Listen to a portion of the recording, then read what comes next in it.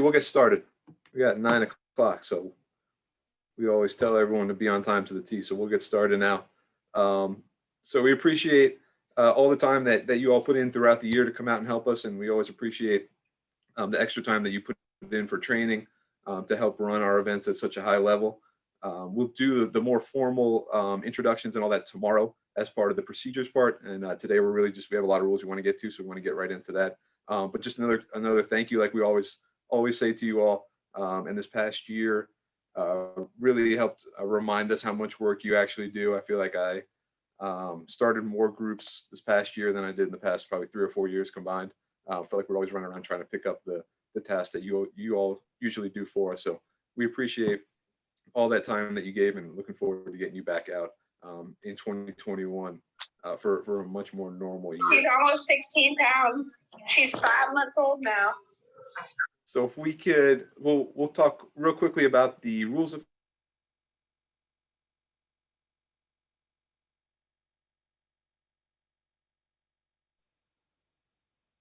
You're muted, Chris. Sorry, I'm back. So we're going to talk about the rules officials gift real quick. Usually we it's fun to see everyone on the way in, say hello to everybody, and pass out the gift that we got for the year. Obviously we can't do that this year, so we've done it kind of virtually. You should all have picked what gift you want on as you registered. We will order all of those on Friday and get all those packaged up. It's going to take a little while, thinking probably 6 to 8 weeks. So please just be patient with us. And we will, if you have any questions about what you ordered, or if you want to change that, just let me know, and we'll get that switched up.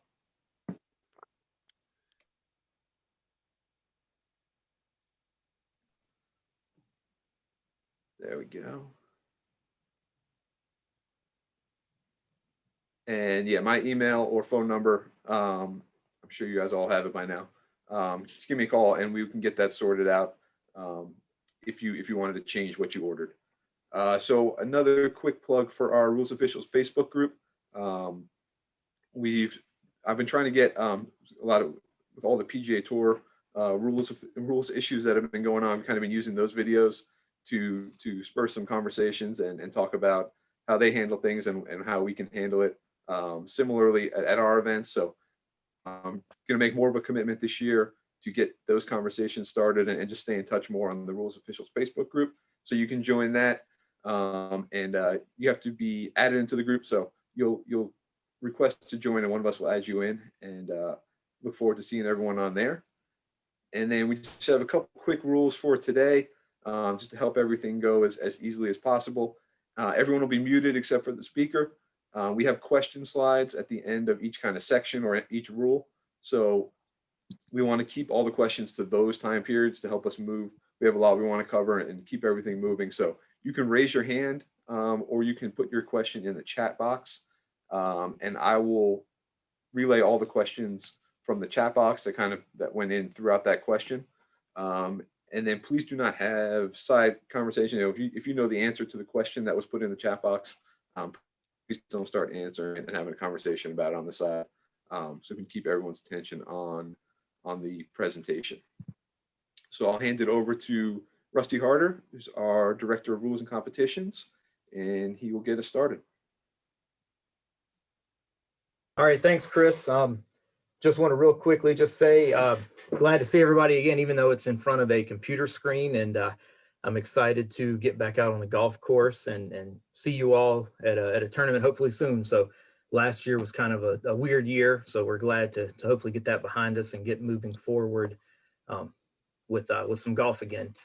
So first rule we're going to talk about is Rule 8, play the course as you find it, the kind of underlying rule of the game of golf here. And this is an overview of the three rules there that we will cover. So obviously the core principle of the game of golf is to play the course as you find it. And I think all of us as rules officials know this quote here, that the test of the game of golf is obviously playing it under a different assortment of strokes and different conditions out there. So we will talk about keeping those conditions the same. And I had a little speech about divots. I will just shorten it down to, we will not be giving relief for divots in the middle of the fairway in any CGA tournaments this year. So I know that's a popular topic perhaps on social media right now. All right, so play the course as you find it. 3 rules here. 8.1 is the first rule. The overview of that rule is basically players' actions that improve conditions affecting the stroke. So in that structure, you're going to have 5 areas. They're going to be the first 3, the areas that the player cannot improve, how they, areas that must not be improved, the means which they are not allowed to improve them, and then any exceptions to that. So we're going to tell you, you know, what you can improve, how you can improve it, and then the exceptions when you can actually improve those areas. And then some new concepts about restoring the improved conditions. So maybe the player can get out of a penalty if they were to incur one, or worsen the condition in that case as well. So the definition of improve is a new definition in the rules of golf, and it's to alter one or more of the following conditions. The conditions affecting the stroke, which is also a new term, you know, CATS, conditioning affecting the stroke. That's kind of the new area around your your golf ball. Other physical conditions affecting play so that they gain a potential advantage for the stroke. So the key here is that you're altering a condition affecting the stroke, which is a defined term, or other physical conditions affecting play, which is covered under Rule 8.2, so that you gain a potential advantage in that situation.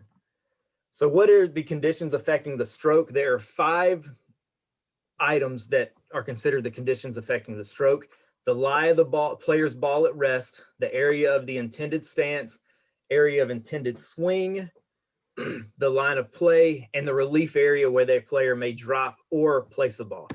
And these are further defined terms. So what is the lie of the ball? It's the spot which the ball is at rest. And it also includes anything touching or right next to the ball. So it would also include any immovable obstructions, any growing or natural object, integral object or boundary object. That is all part of the lie of the ball. It's, in this particular case, conditions affecting the stroke. Loose impediments are not part of that. In that case, they have their own special definition, and they're covered under their own rules and definitions. The area of intended stance, we probably know what this is already, but it's where both players want to place their feet in preparation for making the intended stroke, and the entire area that might reasonably affect how their body's positioned. So it could also include, you know, not just where you're putting your 2 feet on the ground, but where limbs or branches or bushes are kind of in your cylinder of space around your whole body. That's your area of intended stance as well, not just your feet here.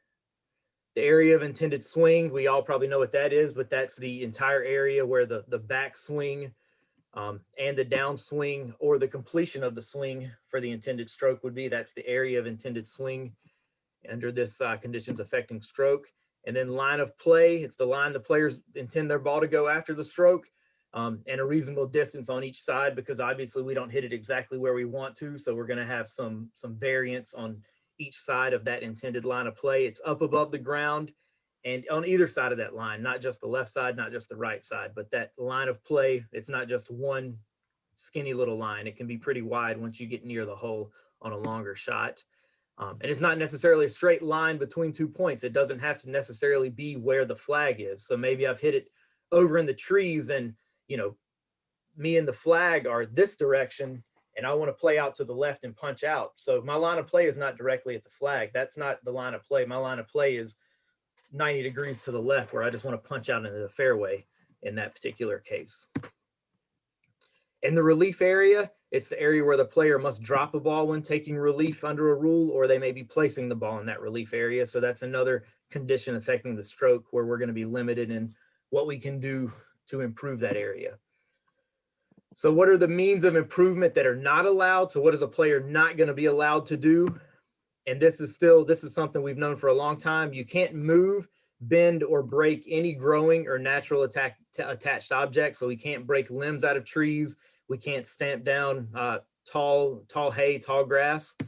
We can't move immovable obstructions or break them off or bend them in any way. anything that is defined as an integral object, any boundary object, which would be out of bounds stakes, or anything defining out of bounds. Tee markers, when you're playing the hole, they are fixed, so you're not allowed to move, bend, or break those in the teeing area when you're playing the hole, starting the hole. You may also not alter the surface of the ground, which is the area kind of directly around your ball, by replacing divots, removing or pressing down replace divots, creating or eliminating holes or indentations or uneven surfaces, anything like that, or removing or pressing down sand or loose soil. So you're not allowed to do that except when we get on the putting green, and we'll talk about that later. You're also not allowed to remove dew, frost, or water around your ball, or the conditions affecting your stroke there. Also, now under this rule, you're not, this was a separate decision, I believe. Now you're not allowed to build a stance. That's covered under Rule 8.1. And building a stance is by moving a loose impediment or movable obstructions into place so that you can make a stroke at the ball. So here, this ball's up in a limb, and he moves over a bench, which is a movable obstruction, to try to make that stroke. That's considered building a stance and is prohibited. Or altering the surface of the ground, which, you may think about someone, I guess, in a bunker, trying to level out the face of the bunker to get a level stance instead of standing kind of at an angle there. So you're not allowed to do that as well. That's considered building your stance. So now, what are the exceptions to all of this? We've told you what areas must not be improved, the conditions affecting the stroke, how they cannot be improved, but how would the player avoid penalty? So if they were to improve the conditions affecting the stroke while fairly searching for the golf ball, there would be no penalty. And we define what fairly searching is. You can find that in the rules. Reasonable actions to find and identify your ball are considered moving sand and water. So if you need to move sand out of the way to find your ball, moving or bending grass, bushes, branches, etc., to try to find that golf ball. We all know we only have 3 minutes to find the golf ball now, so we need to take any of these reasonable actions to find that ball as quickly as possible. And if it does improve our conditions affecting the stroke, we're going to be exempt from penalty there, even if breaking was considered reasonable in that case. Now, if someone just, realizes that, I can see my ball from here and I just don't like all those tall weeds and grasses above the ball, I'm just going to break them off. That's not considered reasonable in that case. They have to be fairly searching for the ball. Also, you can remove loose impediments and movable obstructions to try to find that golf ball and identify it as yours. Mark the spot of the ball, lifting and replacing the ball. You're allowed to do that in order to identify it. Also, grounding the club lightly. You're not going to be penalized if you ground the club lightly before you start your swing. There's no penalty there. And fairly taking your stance, which would be considered taking the least intrusive course of action. You're not entitled to a normal stance necessarily. You aren't always allowed to have your feet shoulder width apart and bend at your knees and stand straight up. You must use, again, the least intrusive course of action. That's one of the difficult things necessarily to tell a player that, what is least intrusive, but they can't just go straight into a bunch of branches and push them all out of the way so that they have a free swing. If there's a way to get in there without moving all of those branches and to be able to get to the golf ball to make a stroke, that's how they would have to do that. And if you improve your conditions affecting the stroke while actually making the stroke, there's going to be no penalty. So here in this example, the golf ball's there at the base of this bush, and the player makes a stroke and takes the whole bush out with him. So he improved the conditions affecting the stroke when he hit the shot, but he was making a stroke, so there's no penalty there. It was a necessary evil in making the stroke. You're allowed to firmly place your feet in taking that stance as well. So you're allowed to, again, firmly place your feet to take the stance, but you can't start knocking down the earth or trying to level out the earth in order to build your stance there. And you have some, again, teeing area permissions where, you can alter the surface of the ground on the teeing area. You can use a tee, obviously. You can move, bend, or break growing natural objects on the surface of the ground. You can also put, a little bit of sand down there, or even take a wedge, pop up a little divot, and then hit your driver there. That several people do that. You may also an exception, remove dew, frost, or water on the teeing area, but not elsewhere. And again, on the putting green, we're going to have special permissions here where you're allowed to do things that you're not allowed to do elsewhere on the course. Remove sand and loose soil that I mentioned earlier. Under Rule 8.1, it says that you're not allowed to remove sand and loose soil, but on the putting green, we're going to allow you to do that. Obviously, repair damage. We all know that now, that you can repair almost any damage on the putting green. Bunker permissions, again, you're going to have some special bunker permissions where you can move all of that sand to try to find and identify your golf ball. And then we'll have to do some restoration to get the bunker back if we do identify that golf ball as our own. You can move natural objects to see if it's actually loose, which, you know, to get in there to see, is this a loose impediment or not? And you start to kind of wiggle the branch or the bush, and then you determine it's not. So I'm going to put it back or leave it in its place there. And the fourth subsection of 8.1 is this new concept of restoring an approved condition to avoid penalty. So a new restoration concept here. It limits your improvement, limited to improvements covered under 8.1A1 and 2. So it's going to be specifically limited to the following items here. So if you move, bend, or break anything that is growing or attached, it may be restored. If you move or break any immovable obstruction, integral object, or boundary object, it may be restored, depending again on how much the damage is.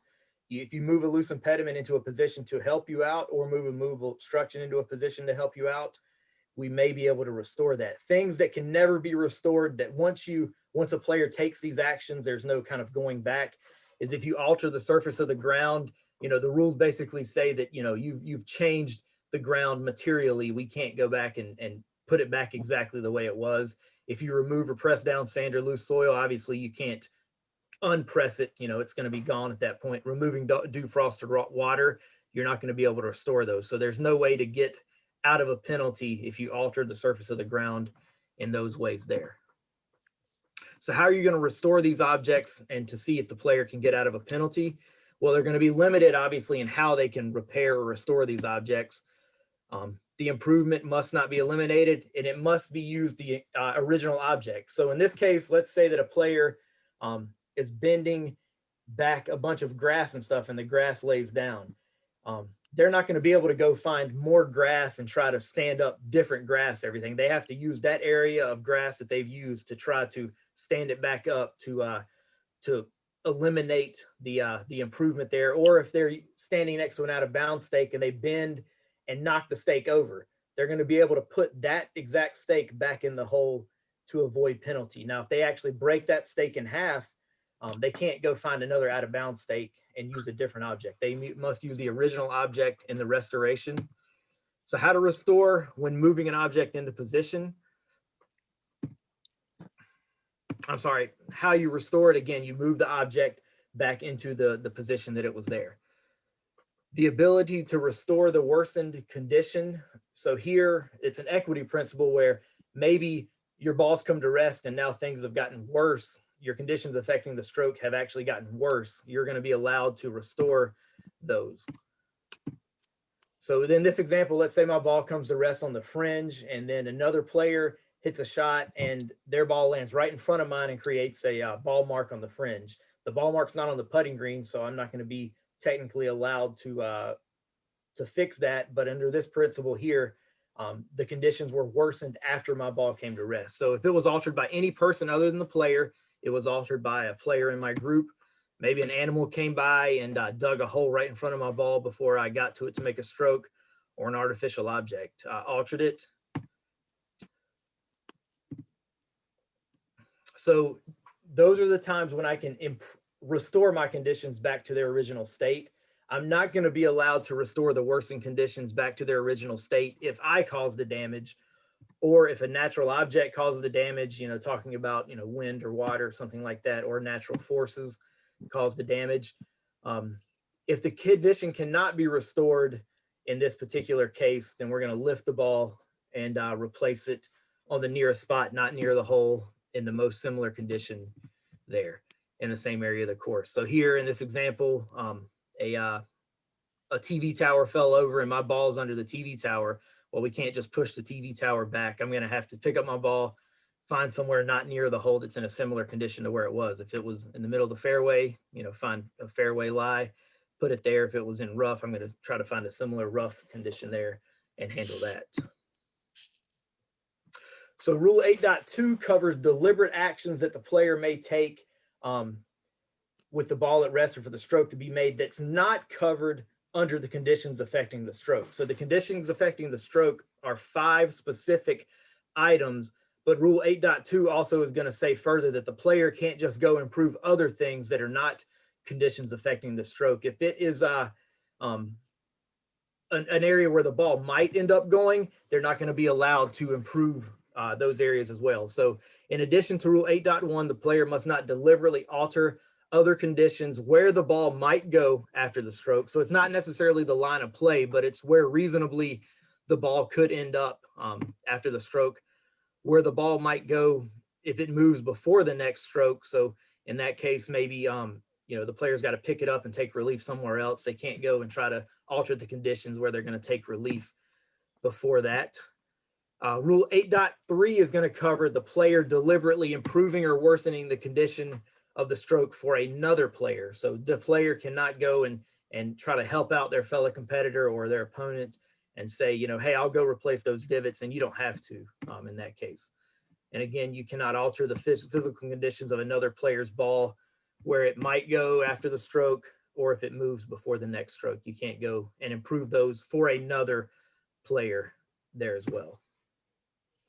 There's also a special concept in here that actions to care for the course are now going to be permitted under the rules of golf. So ultimately they, took the rules and said, well, we want the course to be taken care of. We want people to replace divots. We want people to keep the course in top condition. So we're going to say under the rules that you're going to be allowed to care for the course. And there's an interpretation that kind of covers what that means in this particular case. And it goes as far as allowing you to smooth the bunker, again, replace divots as long as it's not going to improve your conditions affecting the stroke under Rule 8.1 or where your ball may go under Rule 8.2. So they do now allow players to care for the course that was otherwise considered perhaps a penalty in the past. So quick review. Again, this is really a robust rule. We're trying to hit a lot today, but the 3 subsections, again, the improving conditions affecting the stroke. It's important to learn what those conditions affecting the stroke are, what those definitions are, how the player cannot improve those conditions affecting the stroke, how they can, those exceptions and how they actually can improve those conditions or how they're going to be exempt from penalty there in that case.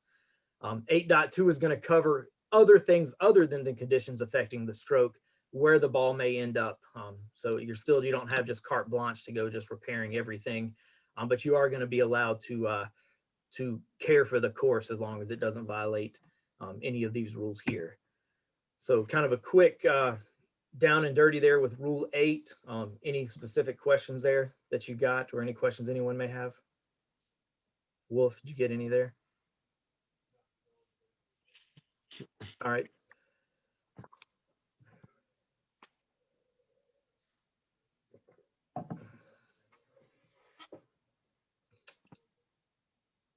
Did you get one?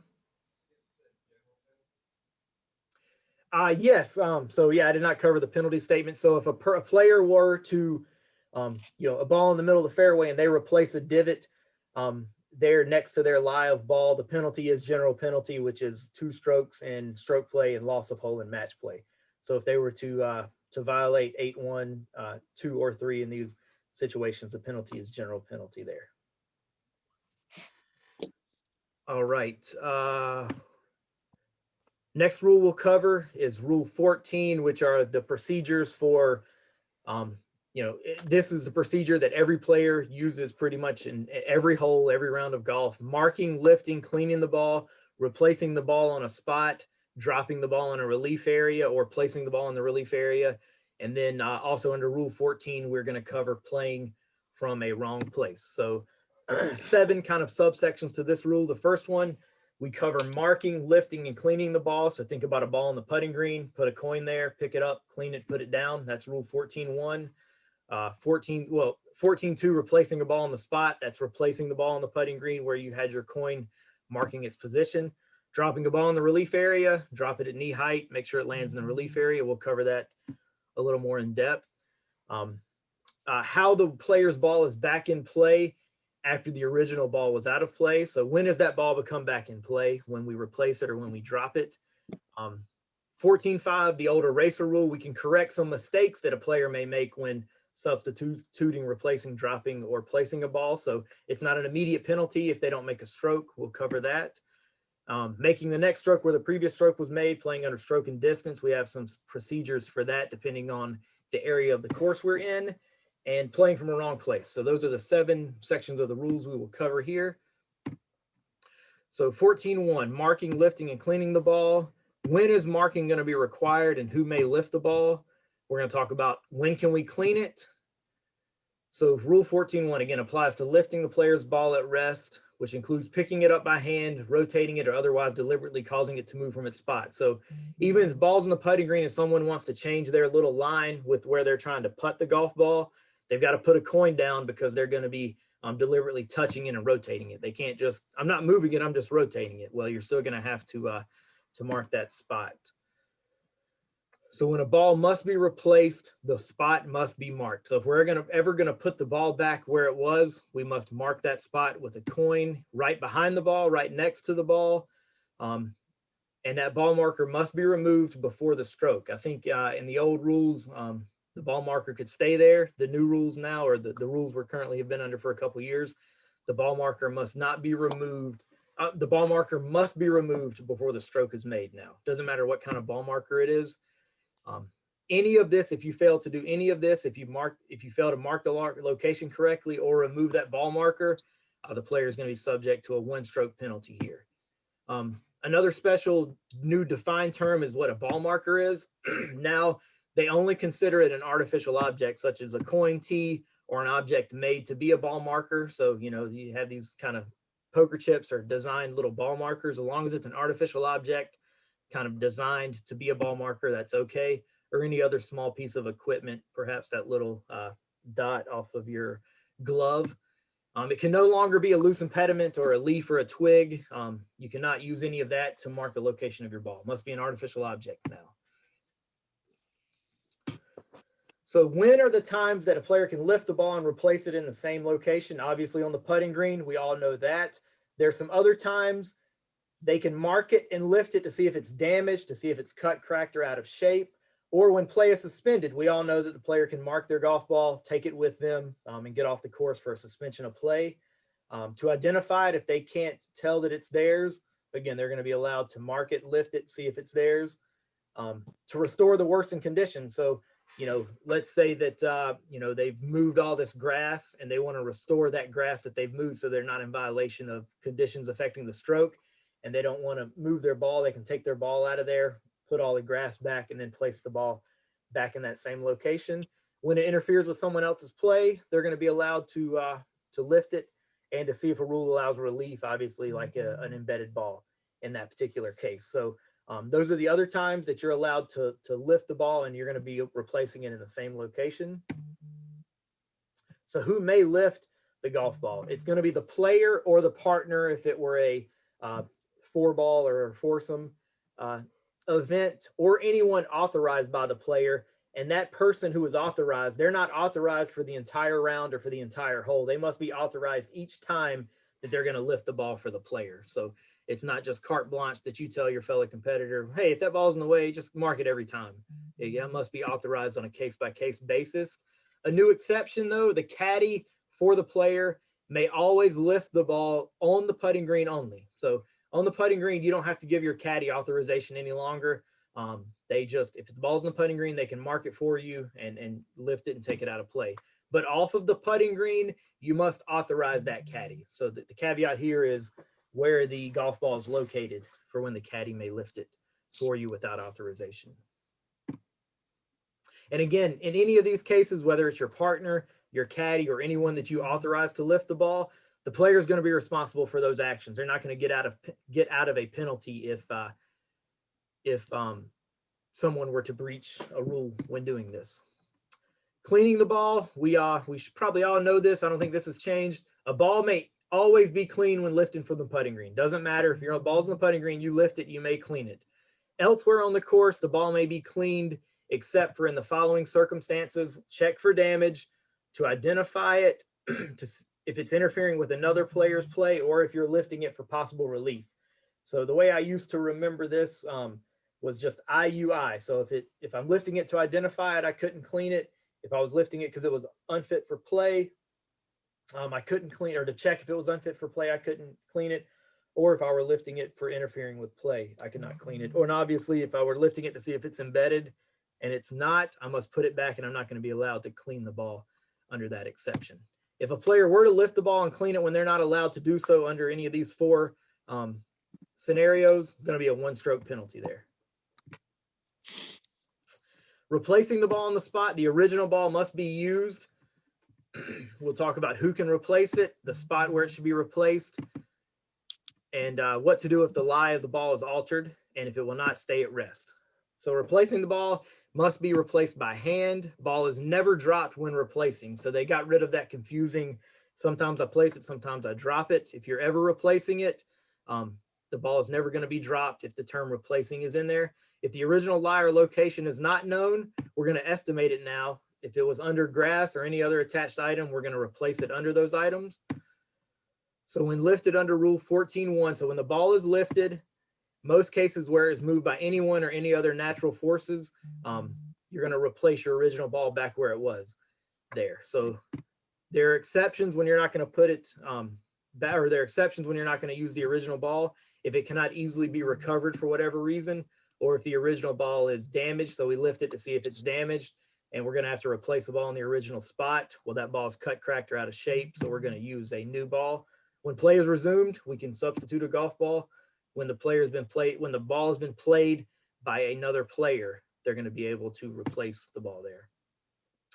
If they incorrectly substitute a ball when they're not allowed, it's not a one-stroke penalty here. It's going to fall under the general penalty because they're substituting a ball. They're not just not following a procedure correctly. Who may replace the ball? The player, the partner, or the person who lifted the ball must replace it. So those three people can put the ball back. Some people think that whoever lifted it is the only person that can put it back, but anyone under any player, partner, or the person authorized to lift it, setting it down on the required spot and letting it go, that is how we replace it. And that takes care of it. If the wrong person replaces the ball, or it's replaced in a wrong way, then it's a one-stroke penalty there. For a spot where the ball must be replaced, it must be replaced on the original spot. If we don't know where that spot is, then we're going to estimate where it is and replace it there. So if I'm looking for my ball, I'm trying to fairly search for my ball, and I kick it and cause the ball to move, I'm going to have to replace it. I may not know exactly where it was because I was looking for the ball, so I didn't necessarily see it. So I'm going to estimate where we're going to put it, but I'm not going to drop it. I'm going to replace it in that estimated spot where it was at rest. And it also, this would include vertical location relative to the ground. If it were, up in a bush, you've got to get it back up in the bush. You just don't go down on the ground there. So when to replace the ball when the original lie was altered, there are two cases here. Again, in sand, maybe we're moving the sand in the bunker to try to find the golf ball. What do we do if we alter that original lie of the ball? Well, in a bunker, we're going to recreate that lie as much as possible. So if it was covered by sand, we're going to recover it with sand and then just fleck off a tiny little piece of sand so that only part of the ball may be left visible. We don't have to completely cover it up. We can leave a little part visible. If the lie is not recreated, then we consider that the player has played from a wrong place in that particular case. It's not falling under conditions affecting the stroke. Elsewhere on the golf course, if the original lie is altered, we replace the ball by placing it on the nearest spot with the lie most similar to that original lie. So if the lie has been changed, we can't put it right back in that lie. We're going to move somewhere similar as near as possible and place it there within one club length of the original lie of the golf ball. And again, not near the hole in that regard, in the same area of the course. And again, we're not going to be dropping it in these circumstances ever. So it doesn't matter if you know the lie and not the location, know the location and not the lie. Anytime that we're replacing the ball, There's no dropping. We estimate it and replace the ball as required under those rules. Now, what if the ball will not stay on the original spot? Maybe it's on the slope on a putting green, or it's just, on the slope in the general area when we're replacing it. We're going to place it once. If it doesn't stay at rest, we're going to try it a second time. If it doesn't stay at rest after that second try, then we're going to find, again, the nearest place that it will stay at rest that is not near the hole and in the same area of the golf course. Now, the exception here is if it's on the putting green, the nearest place, you could be leaving that area of the course. So you could go from the putting green into the general area to get that ball to come to rest. So maybe you're just off the fringe and the ball will not stay at rest. You may have to move onto the fringe in that particular case, in this limited exception, to get the ball to come to rest. You wouldn't necessarily have to stay on the putting green because maybe you're going, you can't go closer to the hole there. Any questions about lifting a ball, placing it, or replacing it?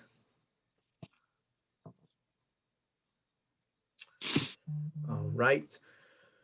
Dropping a ball in the relief area. Now, this is an old concept now, a couple years old, but it's new how we do that. So a player can always substitute a ball now under this rule. So anytime a player is dropping a ball for whatever reason, they can substitute a ball now. It must be dropped in the right way. What is the right way now? Well, that's going to be at knee height, and we'll talk a little bit more about that.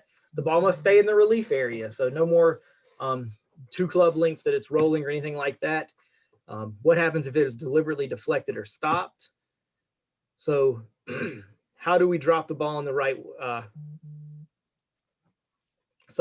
So the player can always substitute a ball under this rule, even if it's for a second drop, or even when placing it after a second drop, they can substitute a ball.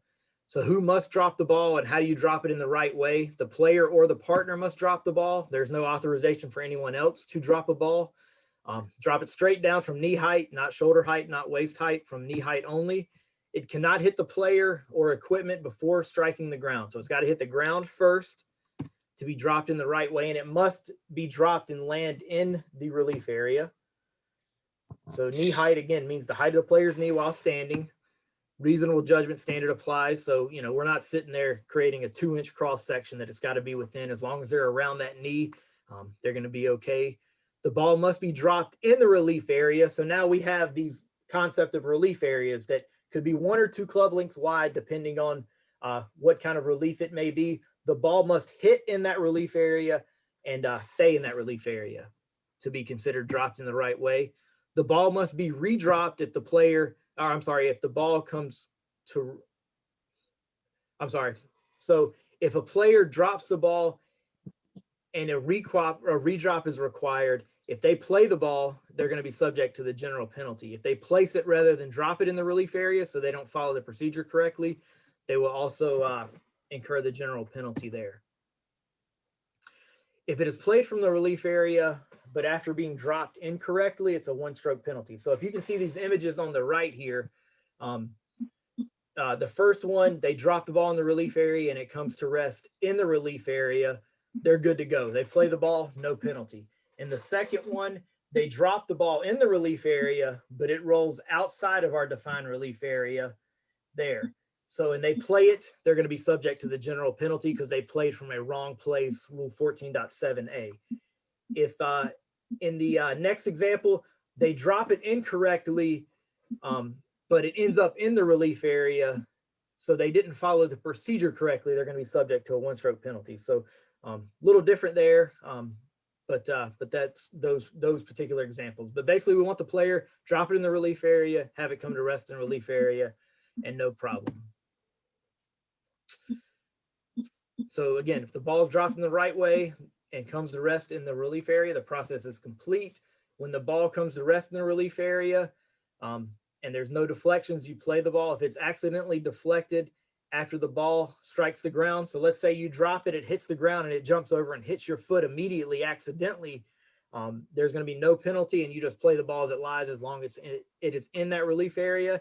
If a player deliberately kicks the ball, stops the ball, or anything else, then we must drop it again there. But if it accidentally hits them right after they drop it, a lot of players think, well, that drop's no good.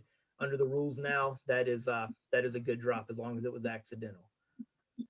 So if the ball comes to rest out of the relief area, so we drop it in the relief area correctly, it rolls outside of the relief area. We're going to drop it a second time. And if it comes out of the relief area a second time, we're going to place it where it struck the ground in the relief area.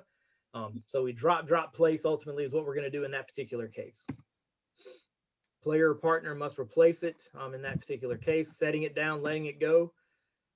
And if it won't stay at rest there on that first replace, we're going to try it a second time. If it doesn't again, then we're going to again find the nearest spot, not near the hole in the same area of the course to get the ball to come to rest. So now we're talking about we drop the ball and it hits the ground. If anyone deliberately or deflects or stops that ball in motion after it hits the ground, or if the ball in motion hits any equipment, any other object or person, deliberately positioned there to try to stop the ball or get the ball to come to rest in a particular spot, that drop does not count. It's a no drop and the ball must be dropped again. If it is deflected or stopped by any player or caddy, or anything left in position by them, the general penalty is applied. So if a player is purposely doing this to try to get the ball to come to rest in a particular spot in the relief area, then they're going to be subject to the general penalty there. So again, some exceptions to this, and we know what these are. If there's no reasonable chance that the ball will come to rest in the relief area, they're not going to be subject to that general penalty. So here you can see in this example, very slopey ground. They can drop it in the relief area. If it is rolling towards that penalty area, they don't have to let it roll in the penalty area to avoid the general penalty. If it's clearly no chance that that ball is going to come to rest, once it gets there, they can pick it up. And this also applies whether or not the ball is in the relief area. So you don't have to wait for it to get out of that relief area, which would be just on the other side of that red line. If it's clearly unreasonable for the ball to come to rest, we can go ahead and pick that ball up and drop it again. Try to save a golf ball for a player. There. Any questions about dropping a ball in the relief area? All right. When a player's ball is back in play after the original one was out of play. So again, just getting the ball back in play. How do we do that? So in the teeing area, we hit our original ball out of bounds. We don't have a ball in play. A ball from the teeing area is a back in play when the original ball or another ball is played from the teeing area. Any other area of the course, the ball is replaced, placed, or dropped with the intent for it to be in play. So on the putting green, once I place the ball, it's back in play. In the fairway, if I drop it from knee height with the intent to play it, that ball is back in play. Even if a wrongly substituted or put in a wrong place, it is still considered, the ball is considered back in play. And another one, even if that ball marker is still there on the putting green for the player, once they take their fingers off the golf ball, that ball's back in play. The coin does not have any effect on the ball being out of play. The old eraser rule is now under Rule 14.5, correcting the mistake when substituting, replacing, dropping, or replacing the ball. So errors can be corrected as long as a stroke has not been made. So a player drops at shoulder height, they're not immediately going to be penalized. We can pick up the ball, drop it in the right way to avoid penalty as long as they've not made a stroke. And we'll also cover when can a player change their relief options or change the rule they're operating under if they've dropped it incorrectly or proceeded incorrectly. So if they've used the wrong rule, they can pick a rule that applies. So in this example, let's say that they hit a ball in a penalty area and they want to, well, I can't think of a good example, but if they're going to use a wrong rule in applying, they're playing just under the wrong rule of golf, they're going to pick the rule that applies. So as long as they don't make a stroke at the ball playing under a wrong rule, they're going to be able to pick it up, fix the error by playing under the correct rule. If they use the right rule, but put a ball in play in the wrong place, they must stay with that particular rule and pick the right place, but they could change the potential relief options if there's more than one available. So maybe they're taking an unplayable lie. Once they pick up the ball, maybe they drop it 3 club lengths from there, thinking that they could do that. They've dropped it in a wrong place, but now they've committed to the unplayable ball rule. So they can pick the ball up. They could play under stroke and distance now. They could go back on the line, or they could drop in the right way within 2 club lengths there, but they cannot change from the unplayable ball rule and say, well, hey, I'm going to operate under another rule now. If they've used the correct rule and the correct option, but must drop or place it again, they must stay with that rule. So here we measure 2 club lengths from our red penalty area. I drop it at knee height. It lands in the relief area, but it goes out of the relief area. So I must pick it up and drop it again. I can't go and change my relief options at that point because I've done everything correctly, just my ball came out of the relief area. So I can't then say, well, I'm actually going to take back on the line relief. I'm committed to my 2 club length relief under the red penalty area rule there. Making a stroke from where the previous stroke is made. So again, this is playing under stroke and distance. There's, depending on the area of the course, different ways that we handle that. So on the teeing area, you can tee the ball up anywhere within the teeing area. You don't have to be exactly where you had the tee before. You can pick that tee up, move it anywhere within the teeing area. In the general area, you're going to be allowed a 1 club length area to drop the ball in. You're not going to have to drop it as close as possible to the divot or to where the original ball was. And on the putting green, the ball must be placed on the spot where the previous stroke was made. So you're not going to have a 1 club length area. You're not going to drop it on the putting green. You're just going to place the ball.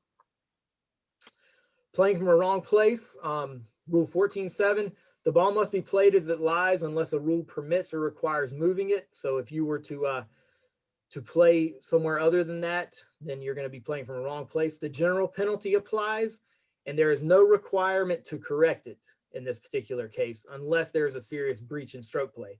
So here in this example, we got a ball on the cart path. The player's nearest point of relief is on the left side of the cart path, but they're going to drop it on the right side. So they're going to be subject to the general penalty. They're not going to have to correct that error because it's not considered a serious breach for just playing on the wrong side of the cart path in this particular case. So what is the definition of a wrong place? It is any place on the course other than where the player is required or allowed to play his or her ball under the rules. So here in this example from previous, this is their relief area on the left side of the cart path. They played from the right side of the cart path. So that is a place where they're not required or allowed to play their ball from. So here are some examples here.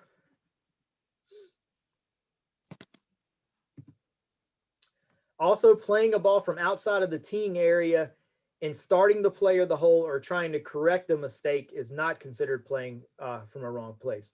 So if we tee the ball up from outside the teeing area and starting play of the hole, that's not a wrong place. That has its own special rule and requirements there.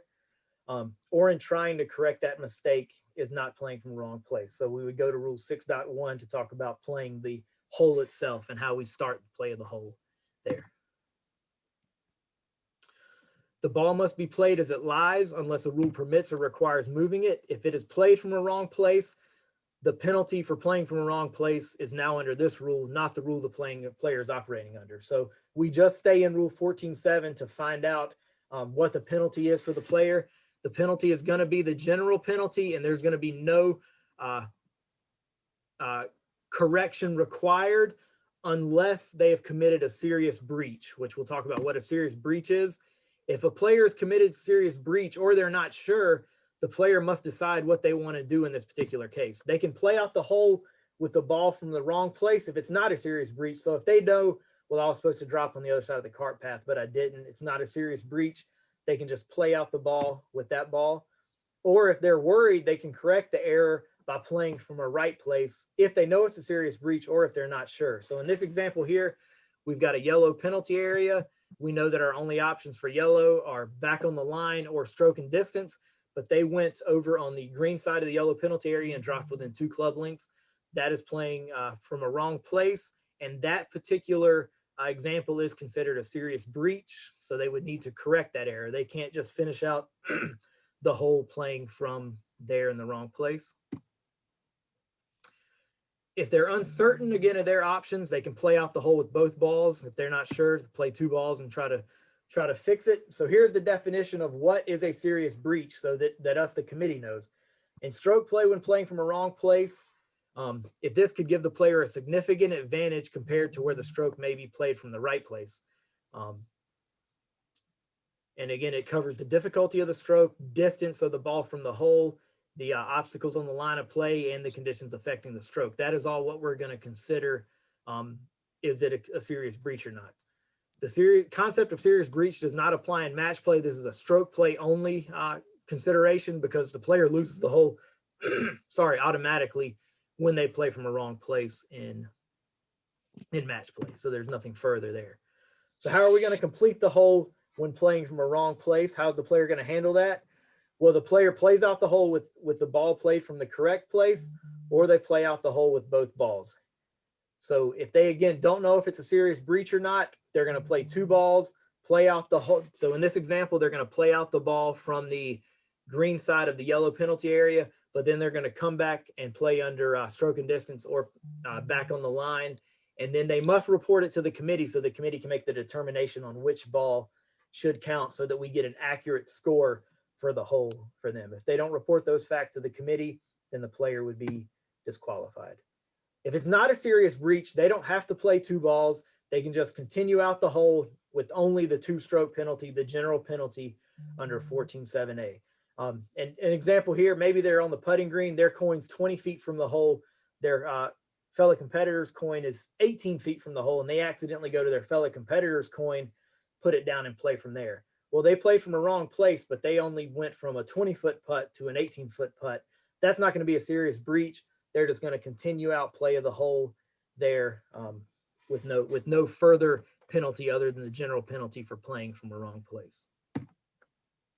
So if the player plays from a wrong place and it is a serious breach, the committee will decide the player's score for the hole. If the player does not correct the error in playing from a wrong place in a serious breach, unfortunately, they're going to be disqualified. The score with the ball and correcting, if they play 2 balls, then the score with the other ball that was played correctly counts, but they're still going to be subject to that general penalty for playing from a wrong place the first time. They're not going to avoid any penalty at all. They're just going to avoid that disqualification penalty. No strokes with the ball played from the wrong place count in this particular case. So that serious breach ball, none of those strokes would count. And if the second ball is played from a wrong place, we're just going to follow the same procedure. We're going to try to play a ball from a correct place that's not a serious breach. Any questions on Rule 14, kind of any part of Rule 14 there?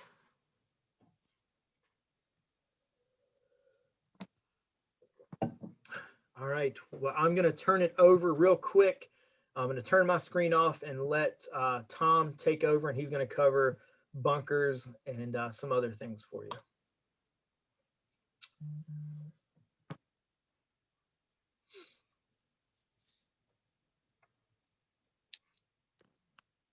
All right, should be good. We good? Okay. All right. Good morning, everyone. So, like Rusty said, I'm going to go over rules 12 and 13. Rule 12 being bunkers, and then 13 being putting greens and flag stick. So we're going to start off with bunkers. What we're going to go over is when your ball is in a bunker, when your ball touches 2 parts of the course, and then playing your ball in a bunker, things you can remove, restrictions on touching the sand. So specific significant changes in bunkers are removing loose impediments, limiting the prohibitions on touching sand, and then back in the line option for an unplayable ball in the bunker, which gets you out of the bunker for 2 penalty strokes. And then the margins of the bunker as well. So the definition of a bunker, it is one of the 5 defined areas of the course. It is a specifically prepared area of sand, and then it is from which turf or soil was removed. And then clarification, things not part of the bunker, such as a lip, wall, or face, any soil, anything inside the edge of the bunker, so any grassy areas inside the bunker like that picture shows there. So any natural or growing, any growing or attached natural objects, and then soil, and then sand that has spilled over the edge of the bunker are all not considered part of the bunker. Also not considered part of the bunker are other areas of sand that are not part of the bunker, such as waste areas. So when is your ball in a bunker? So your ball is in the bunker if it is inside the edge, if it is touching the sand, like that one shows right there, it's right in the middle of the sand, touching sand. So that is in the bunker. If it is on the ground where sand should be, so if it was in that washed out area, it is still considered being in the bunker. And then if your ball is covered or in any loose impediments, like this picture shows here, it's under some leaves, but since it's still touching sand inside the edge, it is still considered as inside of the bunker. Also, if your ball happens to be on a movable obstruction, just like this picture shows, that ball is on top of a rake. Even though it is on top of that rake, it is still inside of the bunker. And then in any abnormal course condition or integral object of the course. When your ball is not in the bunker, if the ball is not touching sand, if it is touching soil, any grass or growing or artificial natural objects, it is not considered as being inside of the bunker. And if your ball touches both, so a bunker and any other area of the course, it is treated as in the bunker, except when your ball is touching a penalty area, then it is not considered inside of that bunker. So playing your ball in a bunker, what you are allowed to remove without penalty, you're allowed to remove any loose impediments, so leaves, rocks, anything like that. You are allowed to move those, and any movable obstructions. So as this picture shows, they have a scorecard there. Any type of can or bottle, you are allowed to remove those as well. And then playing your ball in the bunker, when touching the sand can result in a penalty. So if you deliberately touch the sand to test its condition, test its softness, to see how the sand is, would result in a penalty. Making a practice swing and touching the sand, that would result in a penalty. Making your backswing, moving some sand out of the way when you make your backswing, and then touching sand with your club in front of or behind the ball. Those would all result in you getting a penalty. Except when you are searching for your ball, trying to identify it, and in removing loose impediments or movable obstructions, those would not result in a penalty. As well as, so when you're touching sand, it does not result in a penalty, as Rusty mentioned earlier with Rule 8.1, which is actions that improve conditions. So if you dig in your feet to take a stance, smoothing to care for the course, placing equipment or other objects in the sand, measuring, marking, lifting, or replacing the ball, and then taking actions under a rule, leaning on a club, or striking the sand in frustration or anger. Those would all not result in penalty for you. And then once your ball is outside of the bunker, you may touch the sand without penalty, smooth it to care for the course, so raking your area. And then this is true even if you take stroke and distance back in the bunker, or the improved area is now on your lie of play from outside of the bunker. So does anybody have any questions on bunkers?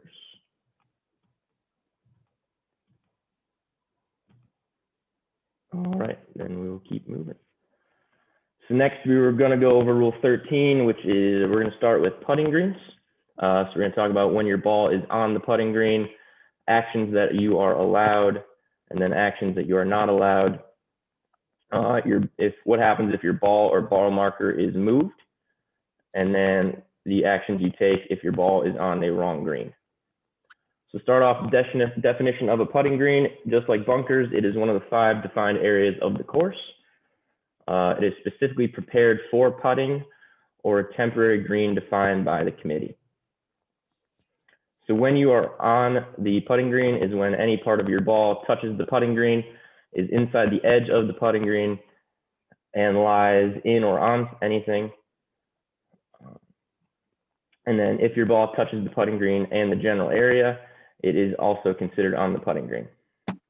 If your ball touches the putting green in any specific area of the course, then it is not considered on the putting green.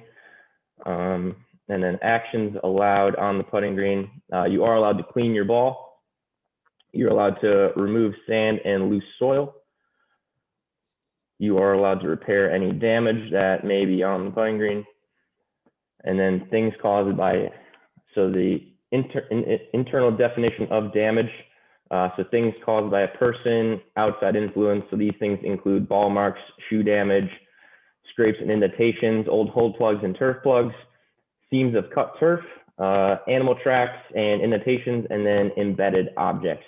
And the ones we're going to focus on are shoe damage, scrapes, indentations, seams, and then immovable embedded objects.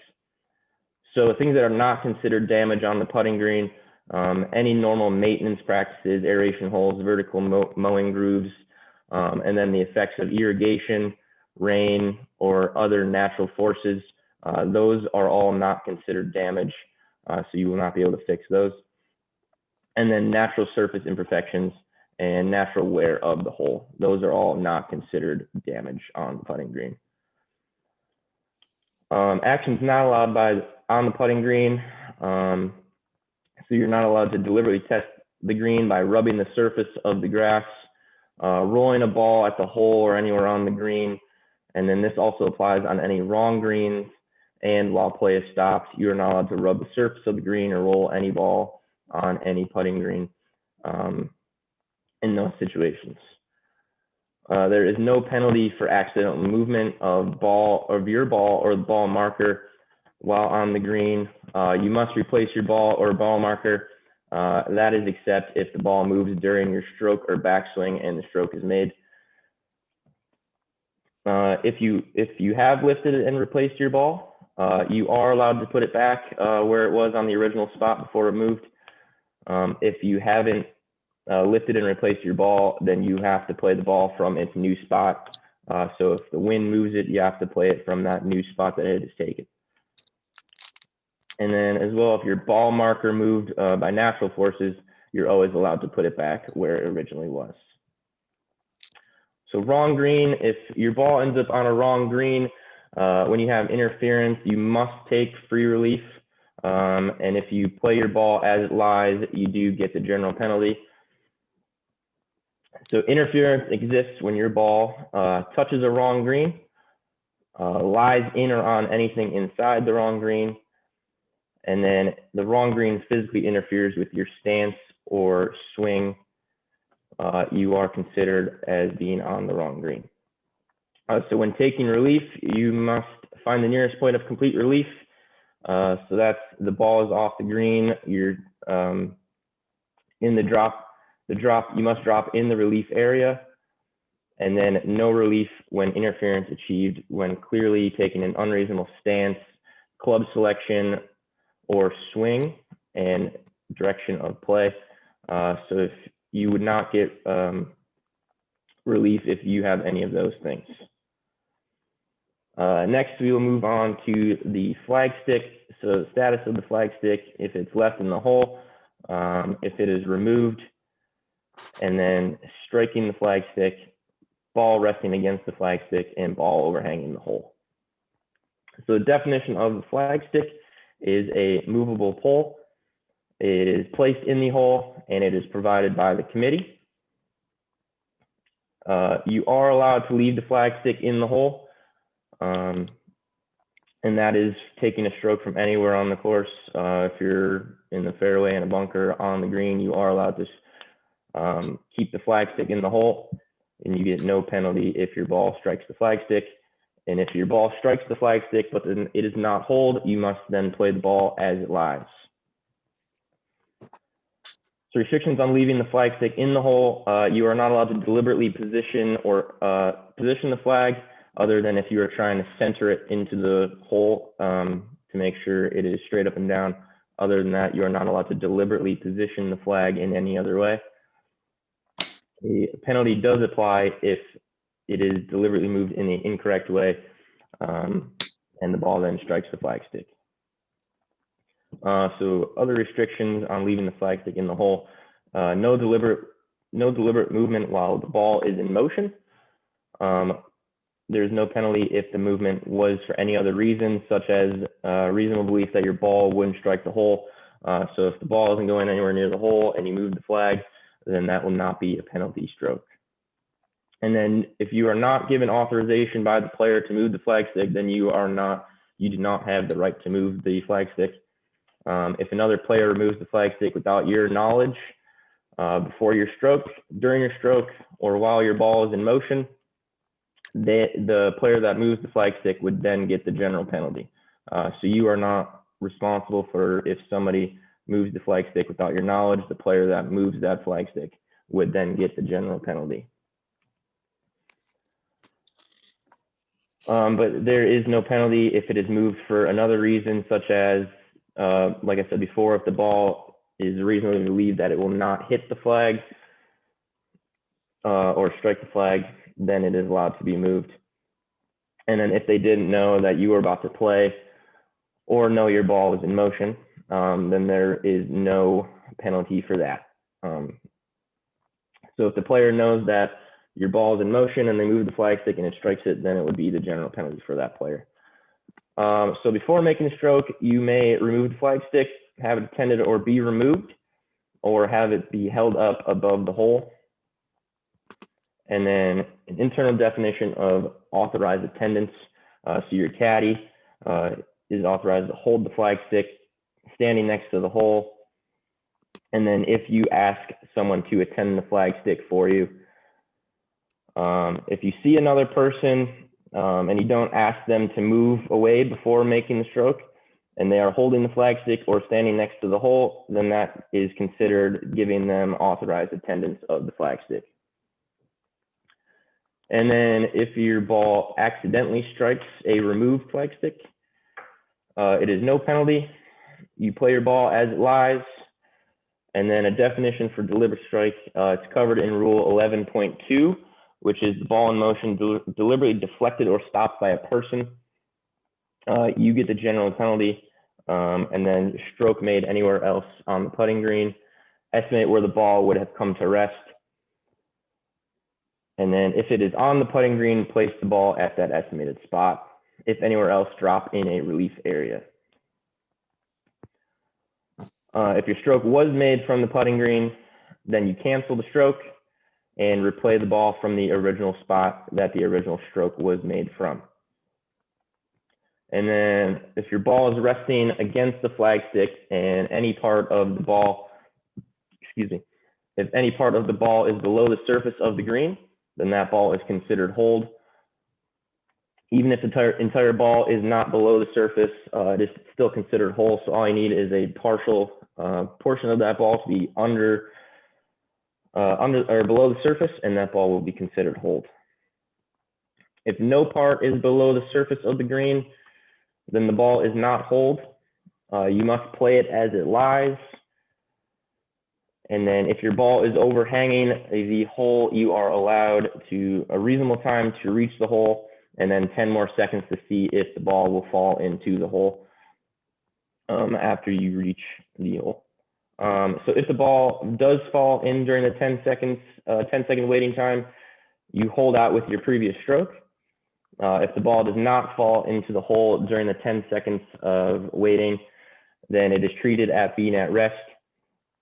If thereafter the ball does fall before your next stroke, the ball is hold with your previous stroke, but you do get a 1 penalty stroke added on with that. And then if before your 10 seconds is up, somebody else deliberately lifts or moves your ball, in match play, the ball is hold with the last stroke that you made, and then there is no penalty to the opponent. And then in stroke play, the player responsible for moving that ball would get the general penalty. And the ball must be placed on its original spot of where it was before the player picked it up. Any questions on flag sticks or bunkers or greens?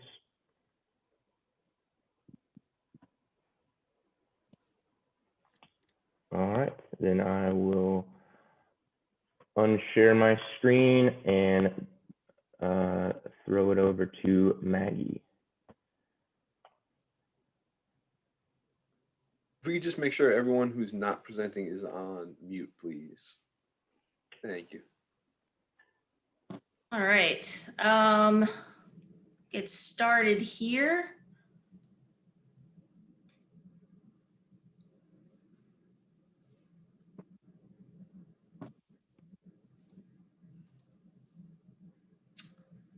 All right. does that look good? Everybody can see that? All right, great. For those of you that I have not met before, my name is Maggie Watts. I'm the Director of Women's Golf here at the CGA. So thank all of you guys for being here with us today and sitting on another of probably many Zooms you've been on over the last year.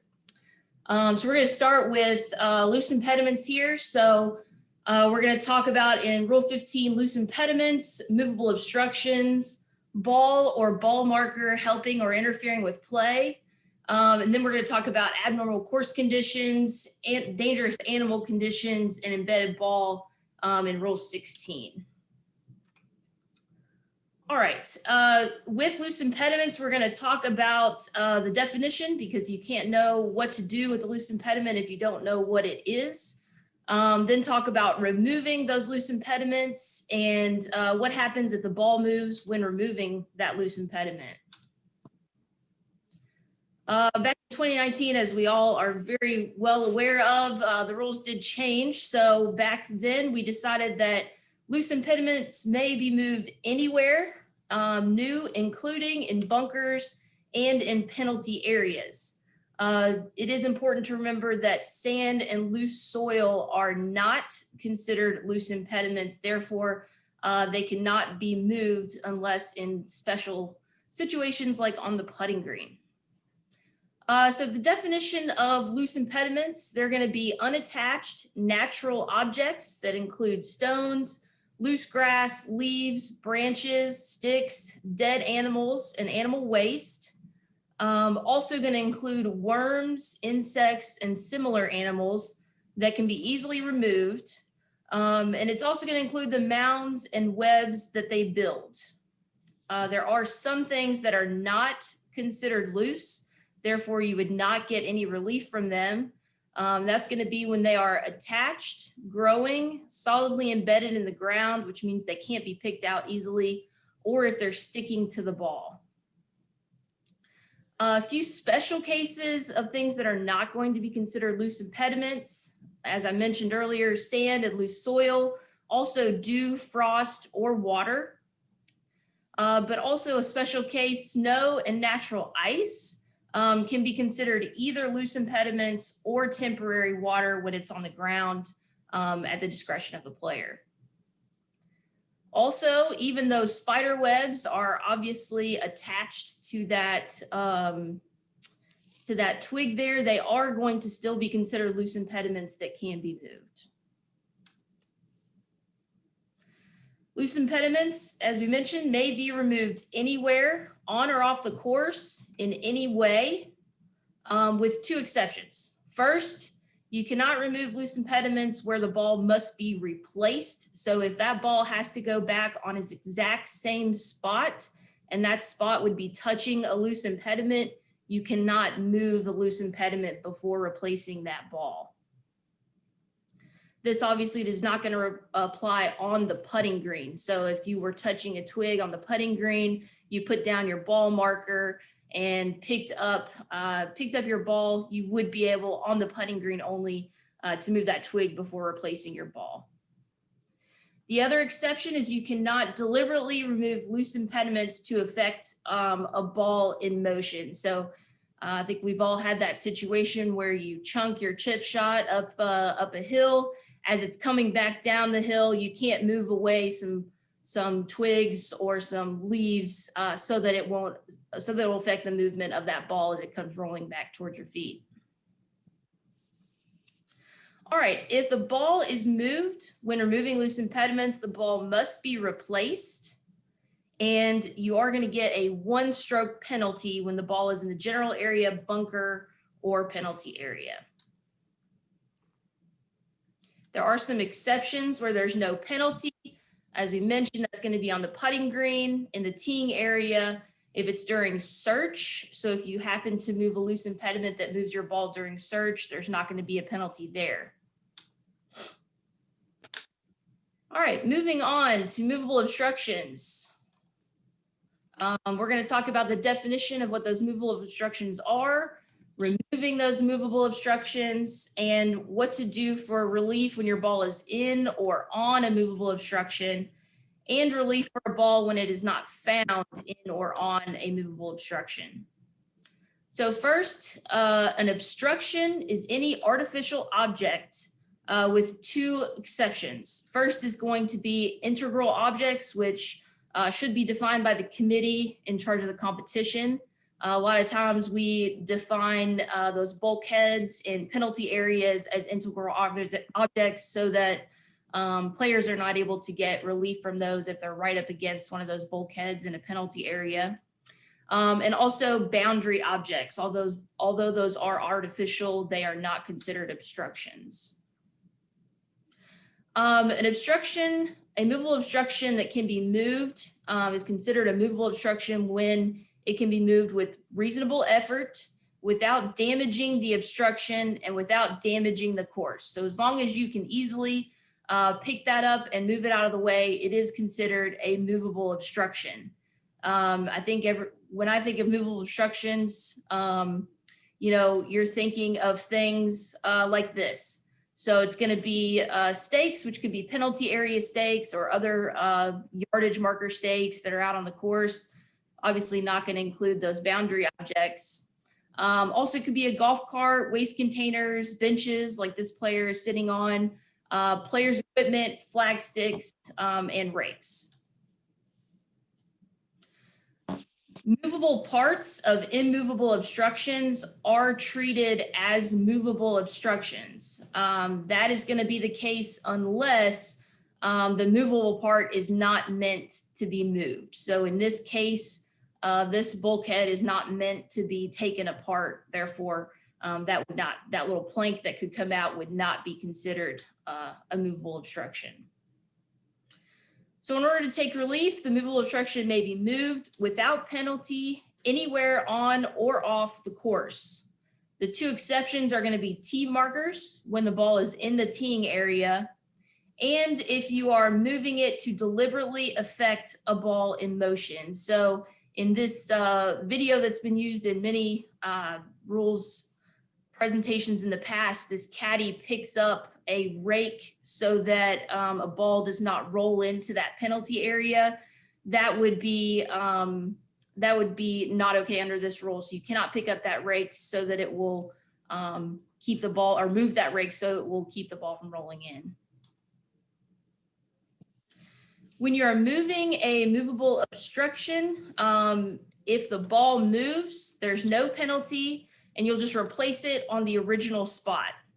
If the original spot is not known, you'll just estimate that spot and replace it on that spot. If a ball is in or on an obstruction, you're going to lift the ball and the obstruction and drop the original ball or another ball. And your reference point is going to be estimated as the point under where that ball was. So in this photo that you can see here, your reference point would be directly under that handkerchief or napkin where the ball was. And then you'll get one club length of relief area from that spot. It does have to be on the same area of the course as the reference point and not near the hole. On the putting green, if a ball is in or on the obstruction, you lift the ball and the obstruction and then place the original ball or another ball right under the spot where the ball was. All right, so if your ball happens to go into a movable obstruction and you can't find it, if you have knowledge or virtual certainty that the ball is in there, relief is allowed.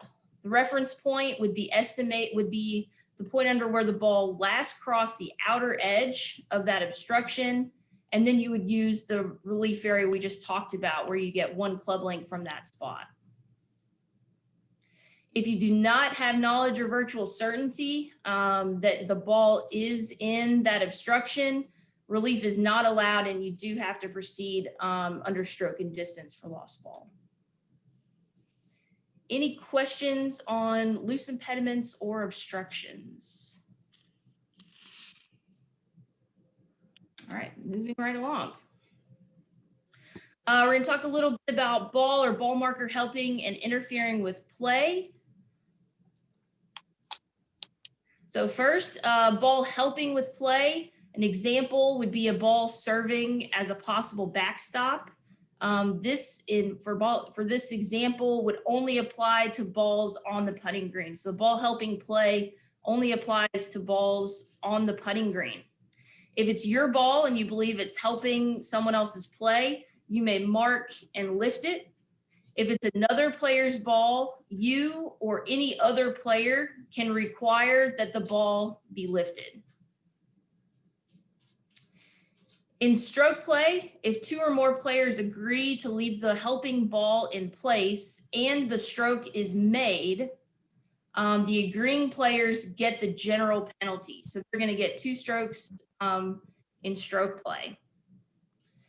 Player required to lift, if somebody asks them to lift that ball because they believe it's helping, the player required to lift can go ahead and play first instead of lifting the ball. In match play, opponents may agree to leave the helping ball in place, and there's no problem with that. Ball interfering with play.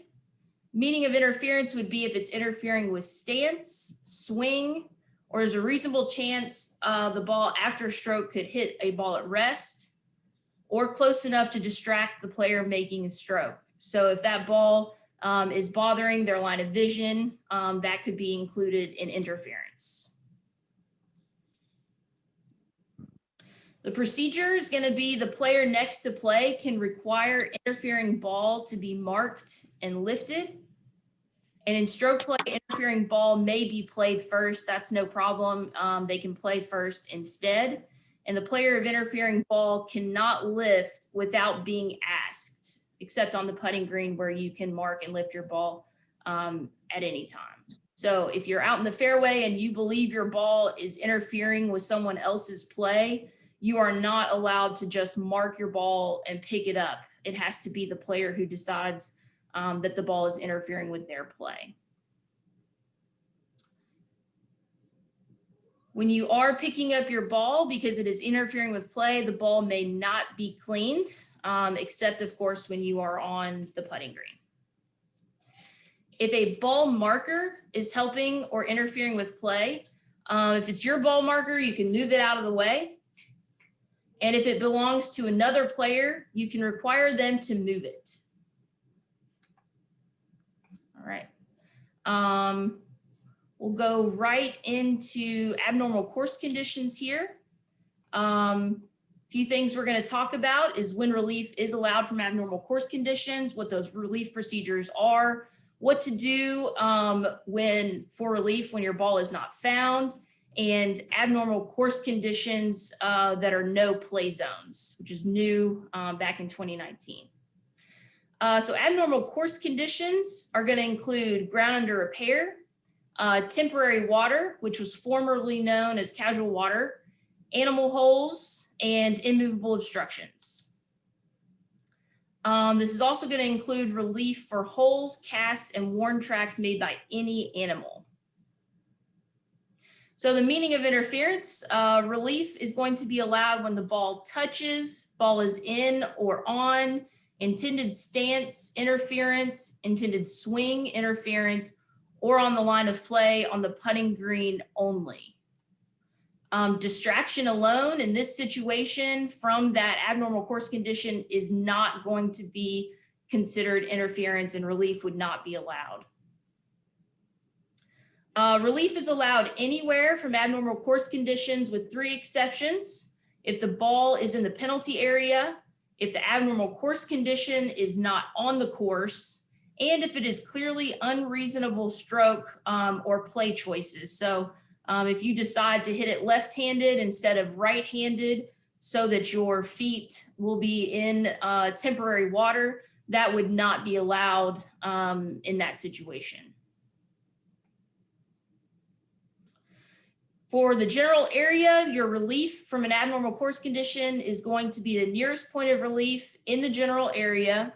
And then from there, you're going to get 1 club length in the general area, not nearer the hole than the reference point, and you must take complete relief. Bunker relief procedure, your reference point is going to be the nearest point of complete relief in the bunker. And then that relief area again is going to be 1 club length in the bunker, not nearer the hole than the reference point. And you're going to take complete relief if it is possible. You're able to get out of what would most likely be temporary water there in the bunker. And if complete relief is not possible, you are entitled to maximum relief, which may mean you go from very deep temporary water to more shallow temporary water if complete relief is not possible. For an additional penalty stroke, players can also use back on the line relief, which would take you outside of the bunker on any part of the course. But that is going to cost you an additional penalty stroke. On the putting green, hopefully, if there is temporary water on a putting green like this, the play has been suspended, but in a typical round, if there's just a little bit of water on the green, you might not need to do that. So your relief procedure, if you do have interference from this temporary water, would be to find your nearest point of complete relief and place the original or another ball on that spot. It must be on the putting green or in the general area. If no complete relief is available, again, players can use the maximum available relief as the reference point, but again, it must be on the putting green or in the general area. The abnormal course condition, similar to what we talked about earlier, if the ball is not found, if you do have knowledge or virtual certainty, your starting point is going to be the estimated point where the ball last crossed the outer edge of that abnormal course condition, which on the course. Your reference point is going to be your nearest point of complete relief from the starting point. And then your relief area is, just like we talked about, going to be that 1 club length area from your reference point. If you do not have knowledge or virtual certainty that your ball is in an abnormal course condition, relief is not allowed, and stroke and distance is required if the ball is not found. Pretty simple, no play zone. It's right there in the title. The ball must not be played and free relief is required. Talking a little bit about dangerous animal conditions, I've actually recently had a unfortunate run-in with a couple of alligators at some courses down in Kiowa back in December, and had to use this rule quite a lot. So you can see the meaning of dangerous animal condition here in just a second, and then we're going to talk about when relief is allowed and how to take relief. So when animal is near ball, could cause serious physical injury to player if the ball is played, that's going to be a dangerous animal condition. This could include a poisonous snake, a stinging bee, an alligator, fire ants, or a bear. I would be pretty concerned if I was in the crowd at that tournament. But alligators here in the Carolinas tend to be where we take most of those dangerous animal condition relief. So when is relief allowed? It's allowed anywhere on the course with 2 exceptions. One, when the stroke is clearly unreasonable for another reason, or when interference exists through use of clearly unreasonable club, stance, swing, or direction of play. So you can't change what you would normally do just so that you get relief from this dangerous animal condition. Your procedure is going to be, except in the penalty area, you're going to find your nearest point of complete relief, not near the hole where the dangerous animal condition doesn't exist. This could be 10 feet away. This could be 50 yards away, depending on what that dangerous animal condition is. You would use the same procedure as the abnormal course condition relief. And you can reference all of those for the different areas of the course. In the penalty area, you may take relief under this rule, find your nearest point of complete relief, and the relief area, but it must be in the penalty area. For a penalty stroke, you can use your options under 17.1, which Chris Zay is going to talk about here in just a few minutes. All right, next, last thing here, we're going to talk about embedded ball, what it means to be embedded. Free relief permitted when ball lies in the entire general area and on the putting green. We're also going to talk about the relief procedures from that embedded ball. So meaning of embedded is when a ball is in its own pitch mark as a result of the previous stroke, and part of the ball is below the surface of the ground. I love that they have put this illustration in the book because it's easy to show players, here's what your ball looks like, and here's what it means to be embedded. The ball is not embedded if it has been stepped on or run over by a cart, driven into the ground without becoming airborne, which I have seen happen, or as a result of dropping it. You can't tell if your ball is in its own pitch mark or another. You may treat the ball as embedded and take relief if it is reasonable to conclude from all available information that the ball is in its own pitch mark. There was a situation at I think it was the Farmers Insurance Open a few weeks ago on the PGA Tour where Rory McIlroy took embedded ball relief, and it was discovered later that a volunteer had stepped on it. But at the time, with all of the available information they had, it did appear that the ball was embedded. So he took relief under that rule, and that was fine.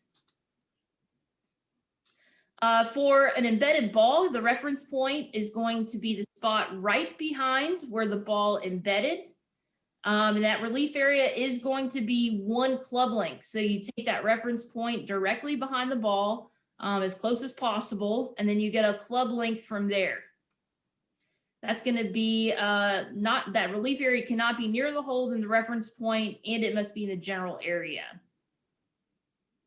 There are 2 exceptions when no relief is allowed: when a ball is embedded in sand in part of the general area, not cut to fairway height or less, and when interference from something else makes the stroke clearly unreasonable. So this ball here, which is embedded in some mud right up next to this tree, it would clearly be unreasonable to play that stroke anyway, so they would not then get embedded ball relief, which would give them a full club length back behind that tree and more or less just give them relief from the tree.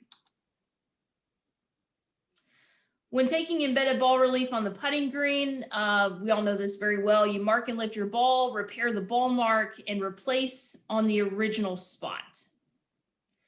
When you are lifting to see if a rule applies, this can be done anywhere, but you must follow the procedure.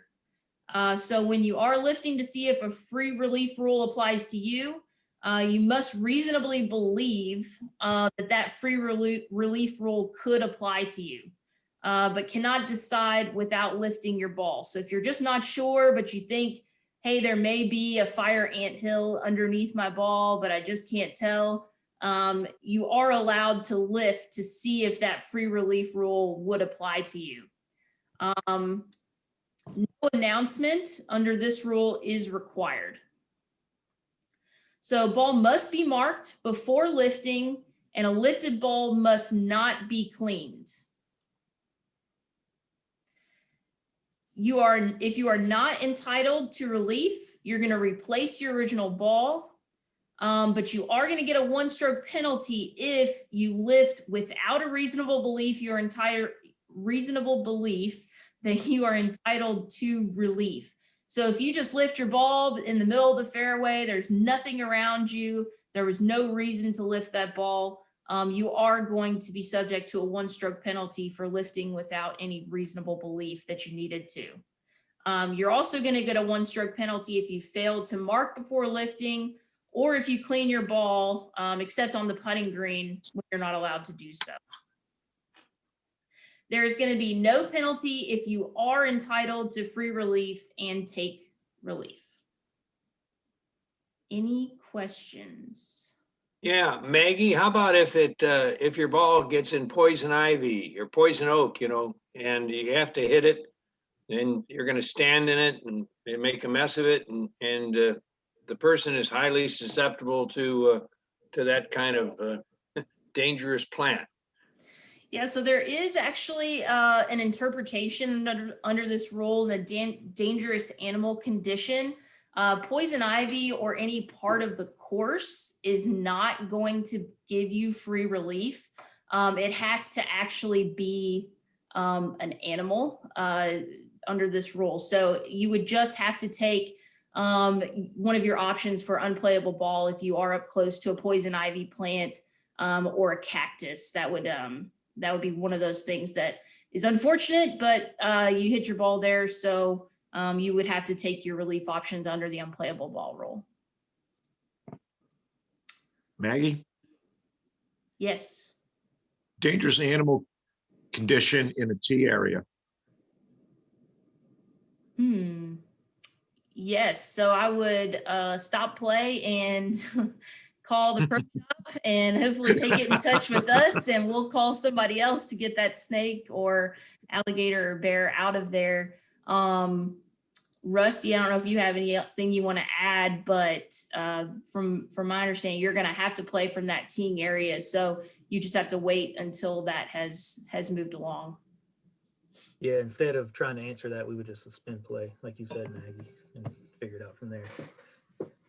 I have had to suspend play at a championship before because there were multiple alligators in the middle of the fairway and it was causing quite a ruckus. So we have had to do that in the past.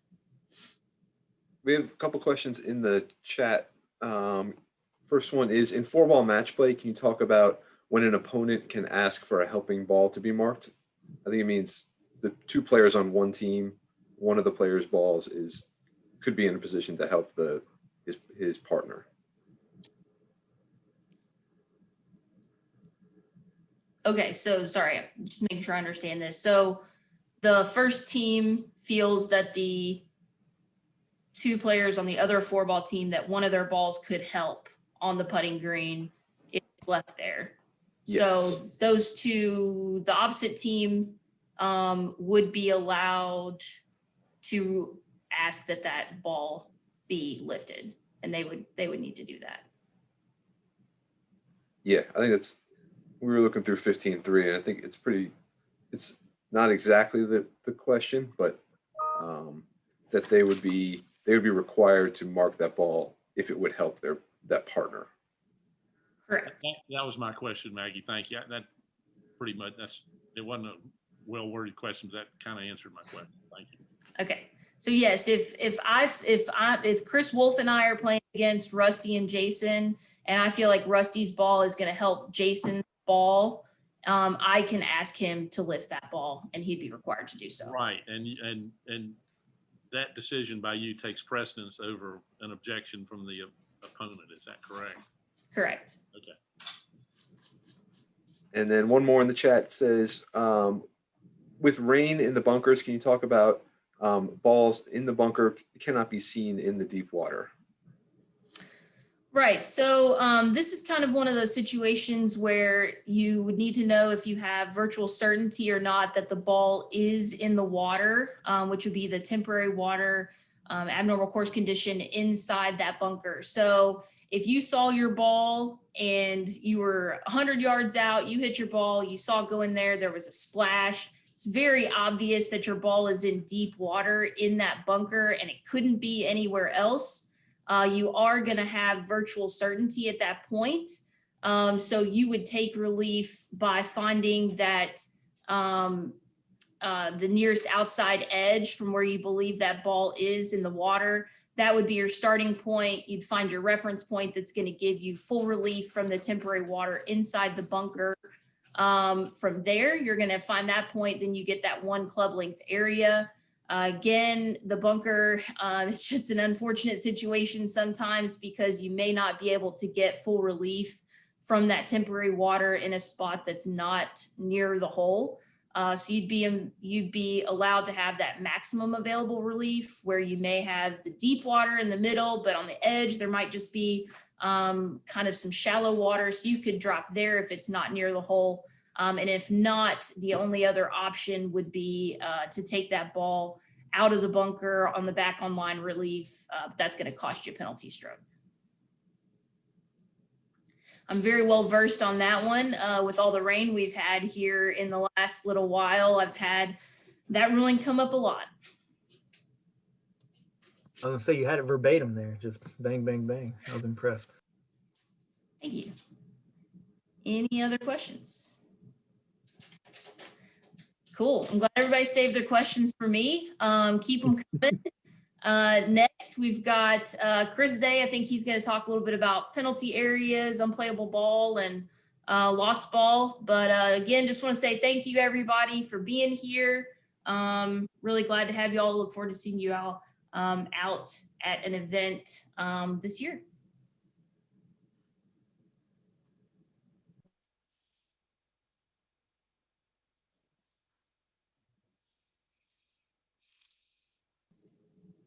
I'm here. I'm coming.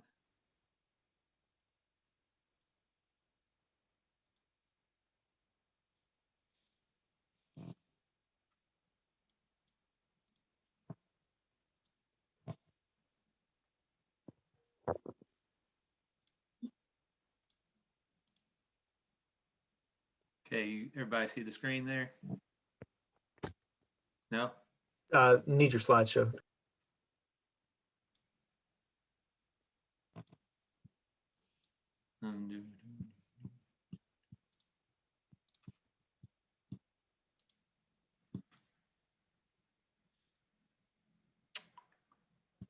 Give me 1 second here.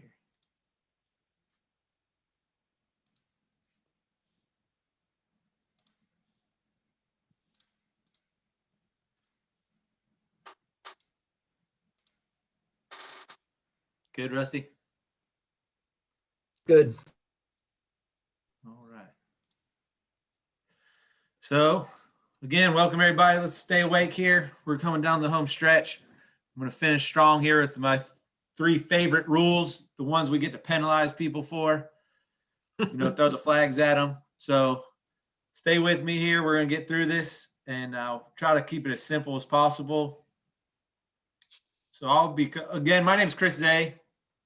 Some of you that have seen before, maybe you attended one of my rules seminars. You would think I would be better at getting the Zoom thing set up since I've done a couple of those already. But thank you all for everything you all do. Missed you guys last year. Excited to get back out there here in a couple of weeks. Or Jason's probably already out there, but we're going to be out there. And so we're excited to have you all back. We're going to cover penalty areas, stroke and distance, and unplayable. Pretty simple, straight across the board. But I got to read you the actual definitions and all the word and verbiage from the book. So definition of penalty area, the options for the penalty area, options after playing a ball from the penalty area, which is an important one to know because this does happen in our tournament 17.2, and then no relief under other rules for penalty area. So follow along in the book if you want. The definition of penalty area, any area from which relief with one of the any area from which relief from a one-stroke penalty is allowed if the player's ball comes to rest. So it can be any sea, lake, pond. Whoops, sorry, getting ahead of myself here.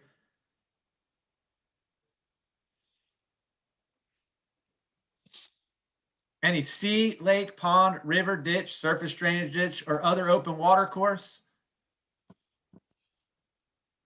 Or, as you've seen with the rules change, any other part of the course the committee defines as a penalty area. So we've been given a little more freedom by the USGA to go ahead and put that red line down. And you probably see that some courses where they've started marking their higher grass areas as penalty areas, and they are allowed to do that. There are 2 types of penalty areas: yellow penalty areas, which 2 relief options are available, and then red penalty areas, which 3 relief options are available. If the color of the penalty area has not been marked, so if you're officiating a tournament and you go out there and there's a pond in the middle of the fairway and nobody has marked it, they tell you to treat it as red. So if it's not been marked, treat it as red. Or the edge of the penalty area, the edge of the penalty area extends both up above the ground and down below the ground. This means that all the ground and anything else, such as unnatural or artificial object inside the penalty area, inside the edge of the penalty area, whether on, above, or below the surface of the ground. The edge of the penalty area should be defined by stakes, lines, or physical features. If you're at one of our championships or qualifiers, we do mark. So when you show up, there will be stakes and lines. You will not have to use physical features. So when there's stakes, when defined by stakes, the edge of the penalty area is defined by the line between the outside points of the stakes at ground level, and the stakes are inside the penalty area. It's also important to note that we use stakes around bridges sometimes. So you would use stake to stake if you're around a bridge, if we put the bridge inside the penalty area. And at that point, you would use the outside of those stakes. So that's a time where it's important to know those. Lines, when defined by a painted line on the ground, the edge of the line, the edge of the penalty area is the outside edge of the line, and the line itself is in the penalty area. So a lot of words, but if it's touching the line, it's in. Means it's in the penalty area. And then physical features, when defined by physical features such as a beach or desert area or retaining wall, the committee should say how the edge of the penalty area is defined. So you could say where it breaks or where there's no grass. When the edge of a body of water is not defined by the committee, the edge of that penalty area is defined by the natural boundaries. As I just said, where it slopes, where the ground slopes to form a depression. And I was at our one-day tournament at Salem Glen the other day, and scores were pretty high. I don't know if you all saw those scores, but they did not have painted lines out. They did have some stakes, but there were some areas where we had to use the physical feature where the boundary, where it started sloping to determine where the red line would be. If an open water course usually does not contain water, such as a drainage ditch or runoff area that is dry except during rainy season, the committee may define that area as part of the general area, which means it is not a penalty area. So what are our options? When a ball is in penalty area, when any part of the ball lies in or touches the ground or anything else inside the penalty area is above the edge or any part of the penalty area, then the player may play the ball as it lies. So that's one option the players forget sometimes. Or take penalty relief. The player may either play the ball as it lies without penalty under the same rules that apply to a ball in the general area. So that was a big change for us a couple years ago. Or play a ball from outside the penalty area by taking relief. Relief for a ball not found in a penalty area, which is more common in my game. I hit it right in the middle of the pond. If a player's ball has not been found and it is known or virtually certain that the ball came to rest in a penalty area, the player may take penalty area relief under 17.1D or 17.2. Once the player puts another ball in play, the original ball is no longer in play and must not be played. So there's a little typo there. Original ball is no longer in play and must not be played. So what are the options? Option one, stroke and distance relief, which is just the same as going back again. You always hear, I like to say, ABCs are your options sometimes. So again, you go back, play from where the previous stroke was made. Option two is back on the line. So we say B, back on the line. Player may drop in a relief area that is based on the reference line going straight back from the hole through the estimated point where the original ball last crossed the edge of the penalty area. So you can see I entered at point X, and then I go straight on that line and drop within one club length of my reference line there on at the option two there, back on the line. I did put this clarification in. I added this. Back on the line relief must be outside the penalty area.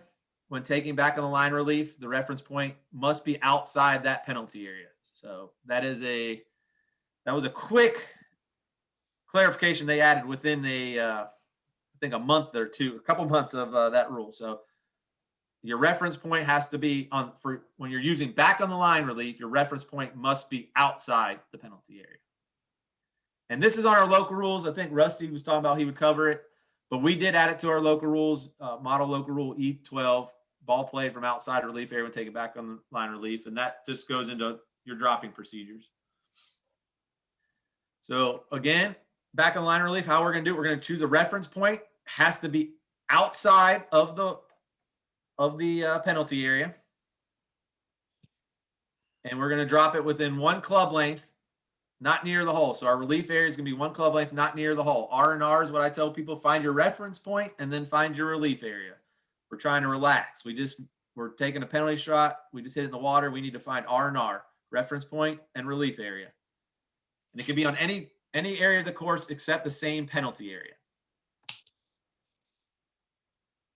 Option 3, I call it club length because you get 1 additional club length. You're going to get 2 club lengths from that reference point. So option 3 is lateral relief. And this is only for red. So yellow, you have 2 penalty options. And red, you have 3 penalty options. The third one would be club length, extra club length. You're going to use your reference point, estimated point where the original ball last crossed the edge of the red penalty area. So here I am. Snap hooked it on 16 right into the water.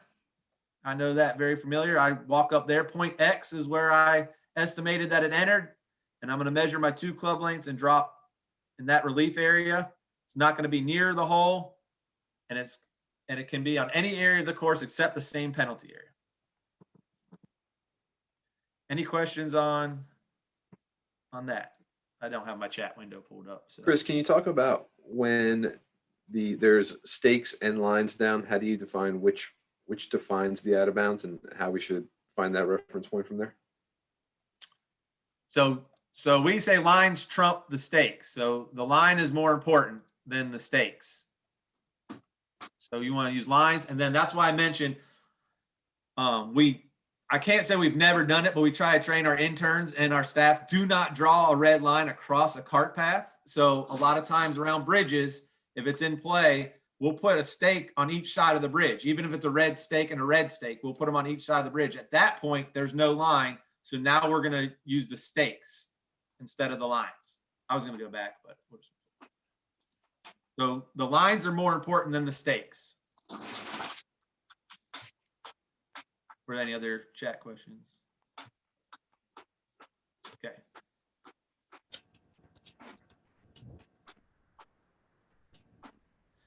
So this one can get a little tricky on you because in tournaments, we all want to save penalty shots. So, and we all want to get in there and try to hit it, even if it's not a great idea. So we don't tell players what to do. If you're a new rules official, don't tell somebody, yeah, you should get in there and try to hit it. Okay. We don't want to give advice. You're just out there to give them their options. And here's one that you need to know. So your normal relief options are still available. Ball played from a penalty area comes to rest in same or another penalty area. So normal relief options, stroke and distance, back on the line, and lateral penalty relief. You estimate the point where the original ball last crossed the edge of the penalty area. So you can see there on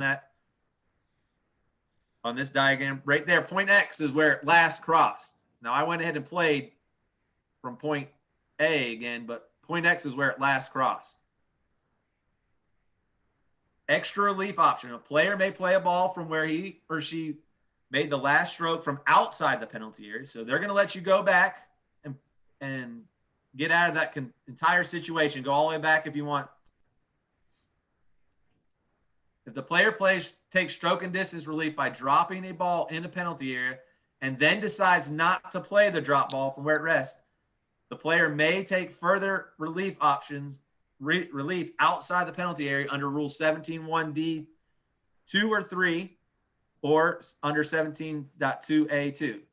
If a player does so, he or she gets 1 more penalty stroke for a total of 2 penalty strokes. 1 stroke for taking stroke and distance relief and 1 stroke for taking relief outside the penalty area. That's very tricky, but Rusty told me that basically a drop counts as a stroke. Is that correct, Rusty? So if I play from point A here to point B, and I know I can't play point B, and I just say, you know what, I want to try this shot again, and I drop it back at point B where I previously played.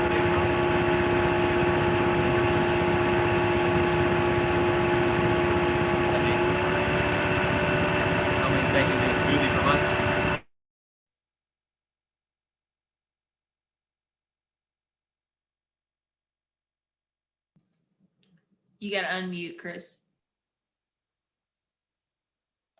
So if I play from point A, once I drop, that's going to count as a penalty. If I decide to play, it's only going to be one shot. But if I say, oh man, I can't play this, and I decide to use one of the other options, 2, 3, or 4, it's going to take me additional penalty stroke to get back out to those options.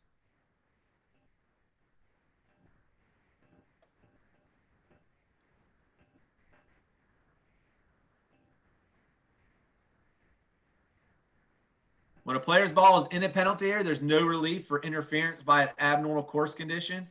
Only alligators and some other things, but no abnormal course conditions. Don't get relief from an embedded ball. You do not get relief from an embedded ball in a penalty area. That is why it's important to know where the line is at. And you do not get relief for an unplayable ball because you have unplayable ball options, and we'll go over those here in a little bit. So any questions on 17.2? That one can be a little tricky. Again, I would recommend it as official. You only give the players their options, not advice. Just tell them what their options are. Especially the juniors. They really need help knowing what their options are sometimes. So I used to think unplayable is my favorite rule, but I think stroke and distance is my favorite. Definition of lost ball or out of bounds. Relief under penalty of stroke and distance allowed at any time. Ball lost or out of bounds, stroke and distance relief must be taken. And provisional ball. So a player or their player's partner or partner caddy has 3 minutes to search for the ball. If the search begins, sorry, let me.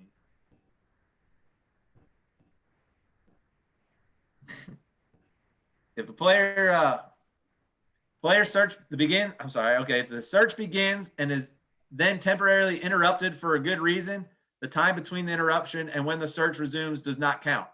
So if we suspend play and somebody was looking for their ball for 2 minutes, they do get an additional minute when we come back out.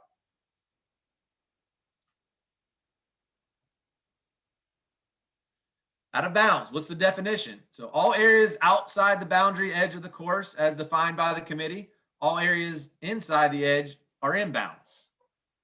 The boundary edge of the course extends both up above the ground and down below the ground. So here's a pretty good diagram.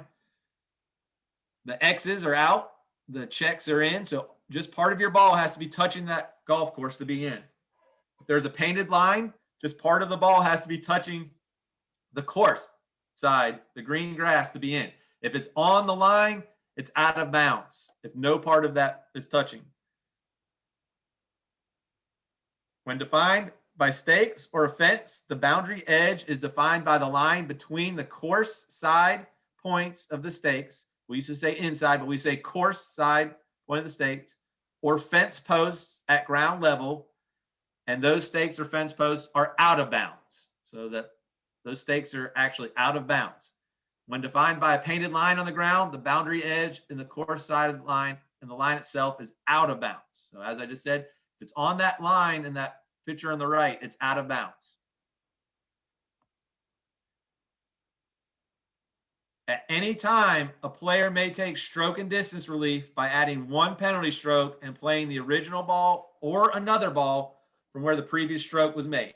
That is a great rule to remind people sometimes of when you're out there. You can always go back, play from where you previously played from. A lost ball, if a ball is found within 3 minutes, but is uncertain whether it is the player's ball, the player must promptly attempt to identify the ball and is allowed reasonable time to do so. Even so, this happens after the 3 minute search time is ended. So as a rules official, we ask you to have your stopwatch out there. When the player or their caddy gets there, you start the stopwatch. 3 minutes is fast. Man, it's quick now. And so sometimes we're finding those golf balls around 2 minutes and 50 seconds. Well, the player is allowed to walk over and see if it's their ball. So if you found a ball at 2 minutes and 55 seconds and the player is 10 yards from you, you don't have to say, you got to get here in 5 seconds. And if you don't, it's not it. So you find a ball, they're allowed to identify if it's theirs or not, as long as you found it within the 3 minutes. Ball out of bounds, a ball at rest is out of bounds only when all of it is out of the boundary, of course, as I just talked about. If a ball is lost or out of bounds, the player must take stroke and distance relief. So there's no if and buts about it. Exception, the player may substitute another ball under the rule when it is known or virtually certain what happened to the ball. So it came to rest in the penalty area. So at that point, you can move forward with that rule. Any questions on out of bounds, stroke and distance, or ball lost? Yeah, we had a question in the chat about if two players' balls are hit into the same area and you're searching for both of them, how should we handle giving each player 3 minutes or 6 minutes total? What do we recommend there?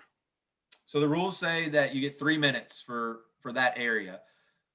I was lucky the other day at Salem Glen. We had a 3-minute search on the right side of the hole, and a guy was there with me for 2 of the minutes, and then he ran over to the other side of the fairway and started looking for his ball. And so I had to restart my stopwatch. Once we got to 3 minutes, I told that player, hey, 3 minutes is up. Your ball's lost. And when I got over to the other side, I kept my stopwatch running and I gave him 2 additional minutes because he had gotten over to where his ball was for about a minute. And so I said, you were already over here for a minute. So it's been 2 more minutes. So your ball is now lost. But if it's in the same area, I would not restart the stopwatch. And the rules tell you that. And that's the same, actually, I left out of that story. On the right side of the hole, we were actually looking for that player's original ball and his provisional ball. So I only gave him 3 minutes for that entire search. And he claimed that his original was probably 10 yards back, but I told him that's the same area. So we're not giving you more time for that.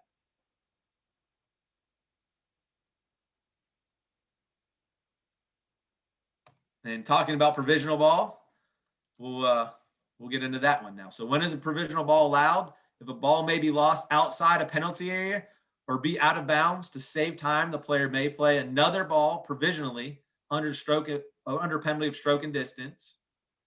Player must announce that he or she is going to play a provisional ball. Player must use the word provisional or clearly indicate that he or she is playing a ball provisionally under Rule 18.3.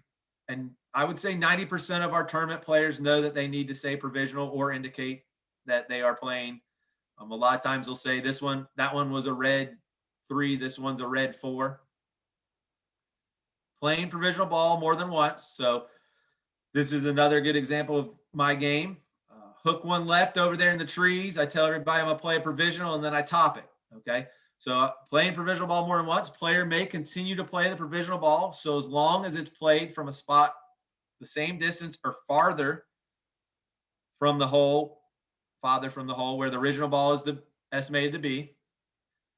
When provisional ball becomes in play, once the original ball is lost anywhere in the course except penalty area out of bounds, or when the provisional ball is played from the spot near the hole, then the original is estimated to be. So once I play from point B, but that is now the ball in play. I cannot run back over and look for my original ball over in those bushes.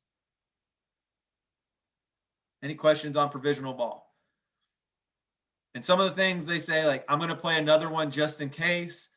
That would be an example of they are saying they're playing a provisional ball just in case their original ball is out of bounds.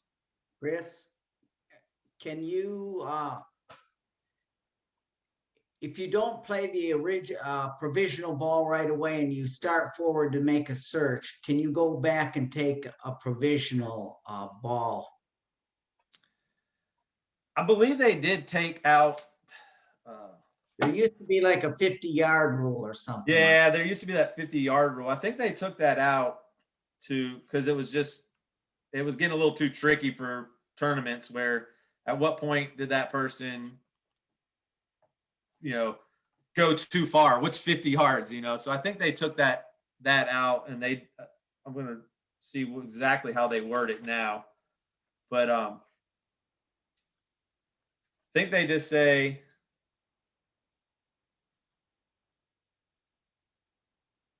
I have the decisions book over there, but I don't think they have that 50-yard rule anymore. I think you can even go all the way up and look for your ball and then go back. Yeah, that's correct. Yeah. So it's, they kind of took that whole thing out, Dave. You can really go. All right, I so mean- at any time you want to take a provisional before the 3 minutes is up, you can run back and take it. Yeah. Okay, Yeah, thanks. so you could go about halfway and then to the ball and then decide, oh, I probably should go play a provisional and run back to the tee. All right, so at that point, you haven't started your search. So your 3 minutes doesn't start until after you take the provisional, go forward and commence the search. Correct. Thanks. Chris, It's really made it to save time, but they kind of took that out. Chris, this is AJ Ecker. Can you hear me? Gotcha, AJ. What you want is decision 18.3A/3, or sorry, /2.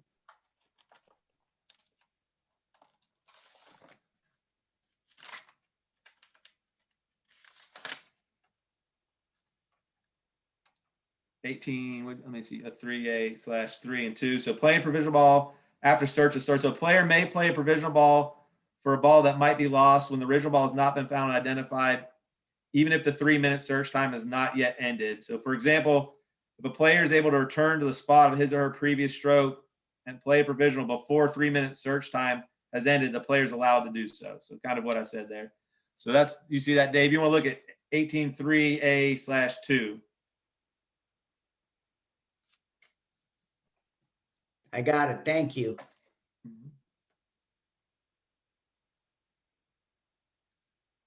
Okay.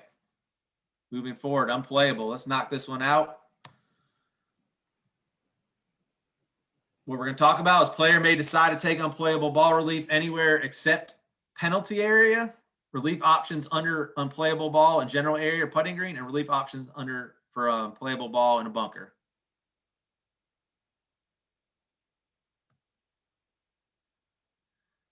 Player may decide to take unplayable ball relief anywhere except a penalty area, and that's because you have your options for penalty options. So the player is the only person who may decide to treat his or her ball unplayable. Just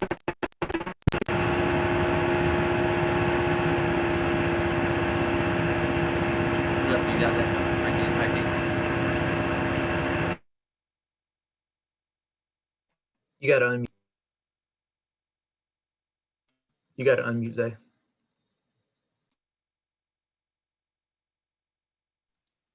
All right, Bob Russ, that was your second mute. If you get 3 mutes, you get kicked out. So yeah, be careful.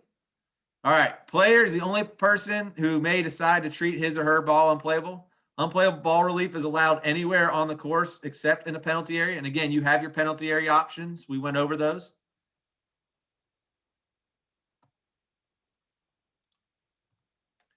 (19.2A) stroke and distance. So the first thing that you can do is always go back and play again. Option A, again from where you played your previous stroke from. That is a good one to remind people of when they're in a sticky situation. Again, we don't want you to tell people what to do, but always can have the ability to say, don't forget your option that you are allowed to go back and play from your previous spot. Back on the line relief. In these situations, you have to find your ball, but the player may drop in a relief area that is based on a reference line going straight back from the hole through the spot of the original ball. You got to find your reference point in the course chosen by the player that is on the reference line and is farther from the hole than the spot of the original ball. Then you're going to find your relief area, 1 club length, not near the hole, then any reference point on any area of the course. So that's our back on the line. That's option B, back on the line. Option C, the club length. So you find your reference point, spot of the original ball, relief area, 2 club lengths, not near the hole, then the reference point, and on any area of the course. Before I get into the bunker one, sorry. Let me go back. It is important to note options 2 and 3 or B and C on unplayable. You do have to find that ball. That player cannot just say, my ball is in this bush somewhere. Okay. They do have to find that ball and identify it. Otherwise, you play it as a lost ball, and that would be going back from where they previously made the stroke from. So options 2 and 3 are B and C and unplayable. You must find the ball because you have to have that reference point, which is where the ball is. They added this bunker option. I don't know if I've seen anybody use these in any tournaments, but we do have this option now. So same relief options as before the old rules. If the player takes back on the line relief or lateral ball, the ball must be dropped and come to rest in the area in the bunker. But for 2 penalty strokes, the player may take back on the line relief outside the bunker. So that option 4 is, again, we're going to find that reference point. We're going to find that reference line, go back on that, find our reference point on there and drop within 1 club length. That would be a 2-stroke penalty. I try to explain to people the reason they might use this is if they're a terrible bunker player, but they hit their 3-wood from 240 yards out and it plugged here and they don't want to play a bunker, but they don't want to go all the way back here. That might be best to use this option. That's what I try to explain to people, but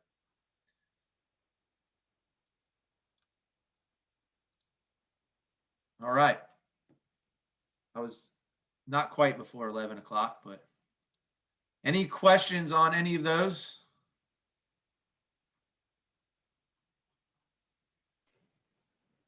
I've got to be honest, you all did a great job.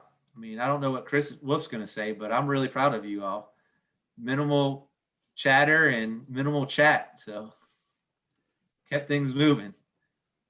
Again, before I hang up, thank you all for everything. I can't wait to see you all out there, and excited to be running tournaments again on the road. So thank you all. We can't do it without you, and so we're excited to have you back. Jason and Brandon still work with us. You'll see them tomorrow on that portion of the slideshow. So don't worry, they're still with us, even though they didn't speak out there today. Yep. Thank you very much. I had no doubt that everyone was going to do great today, but appreciate everyone's patience. And we'll do the same thing 9 o'clock tomorrow morning. The link for tomorrow was sent out already, but I'll let you know as soon as the recording for this one is posted, and I'll also send you another email tonight with the link for tomorrow again. But appreciate everyone's time as always, and hope to see you tomorrow. If you can't make tomorrow, that's all good. We appreciate your time today. Thanks, guys. Thanks, Chris. Unmute.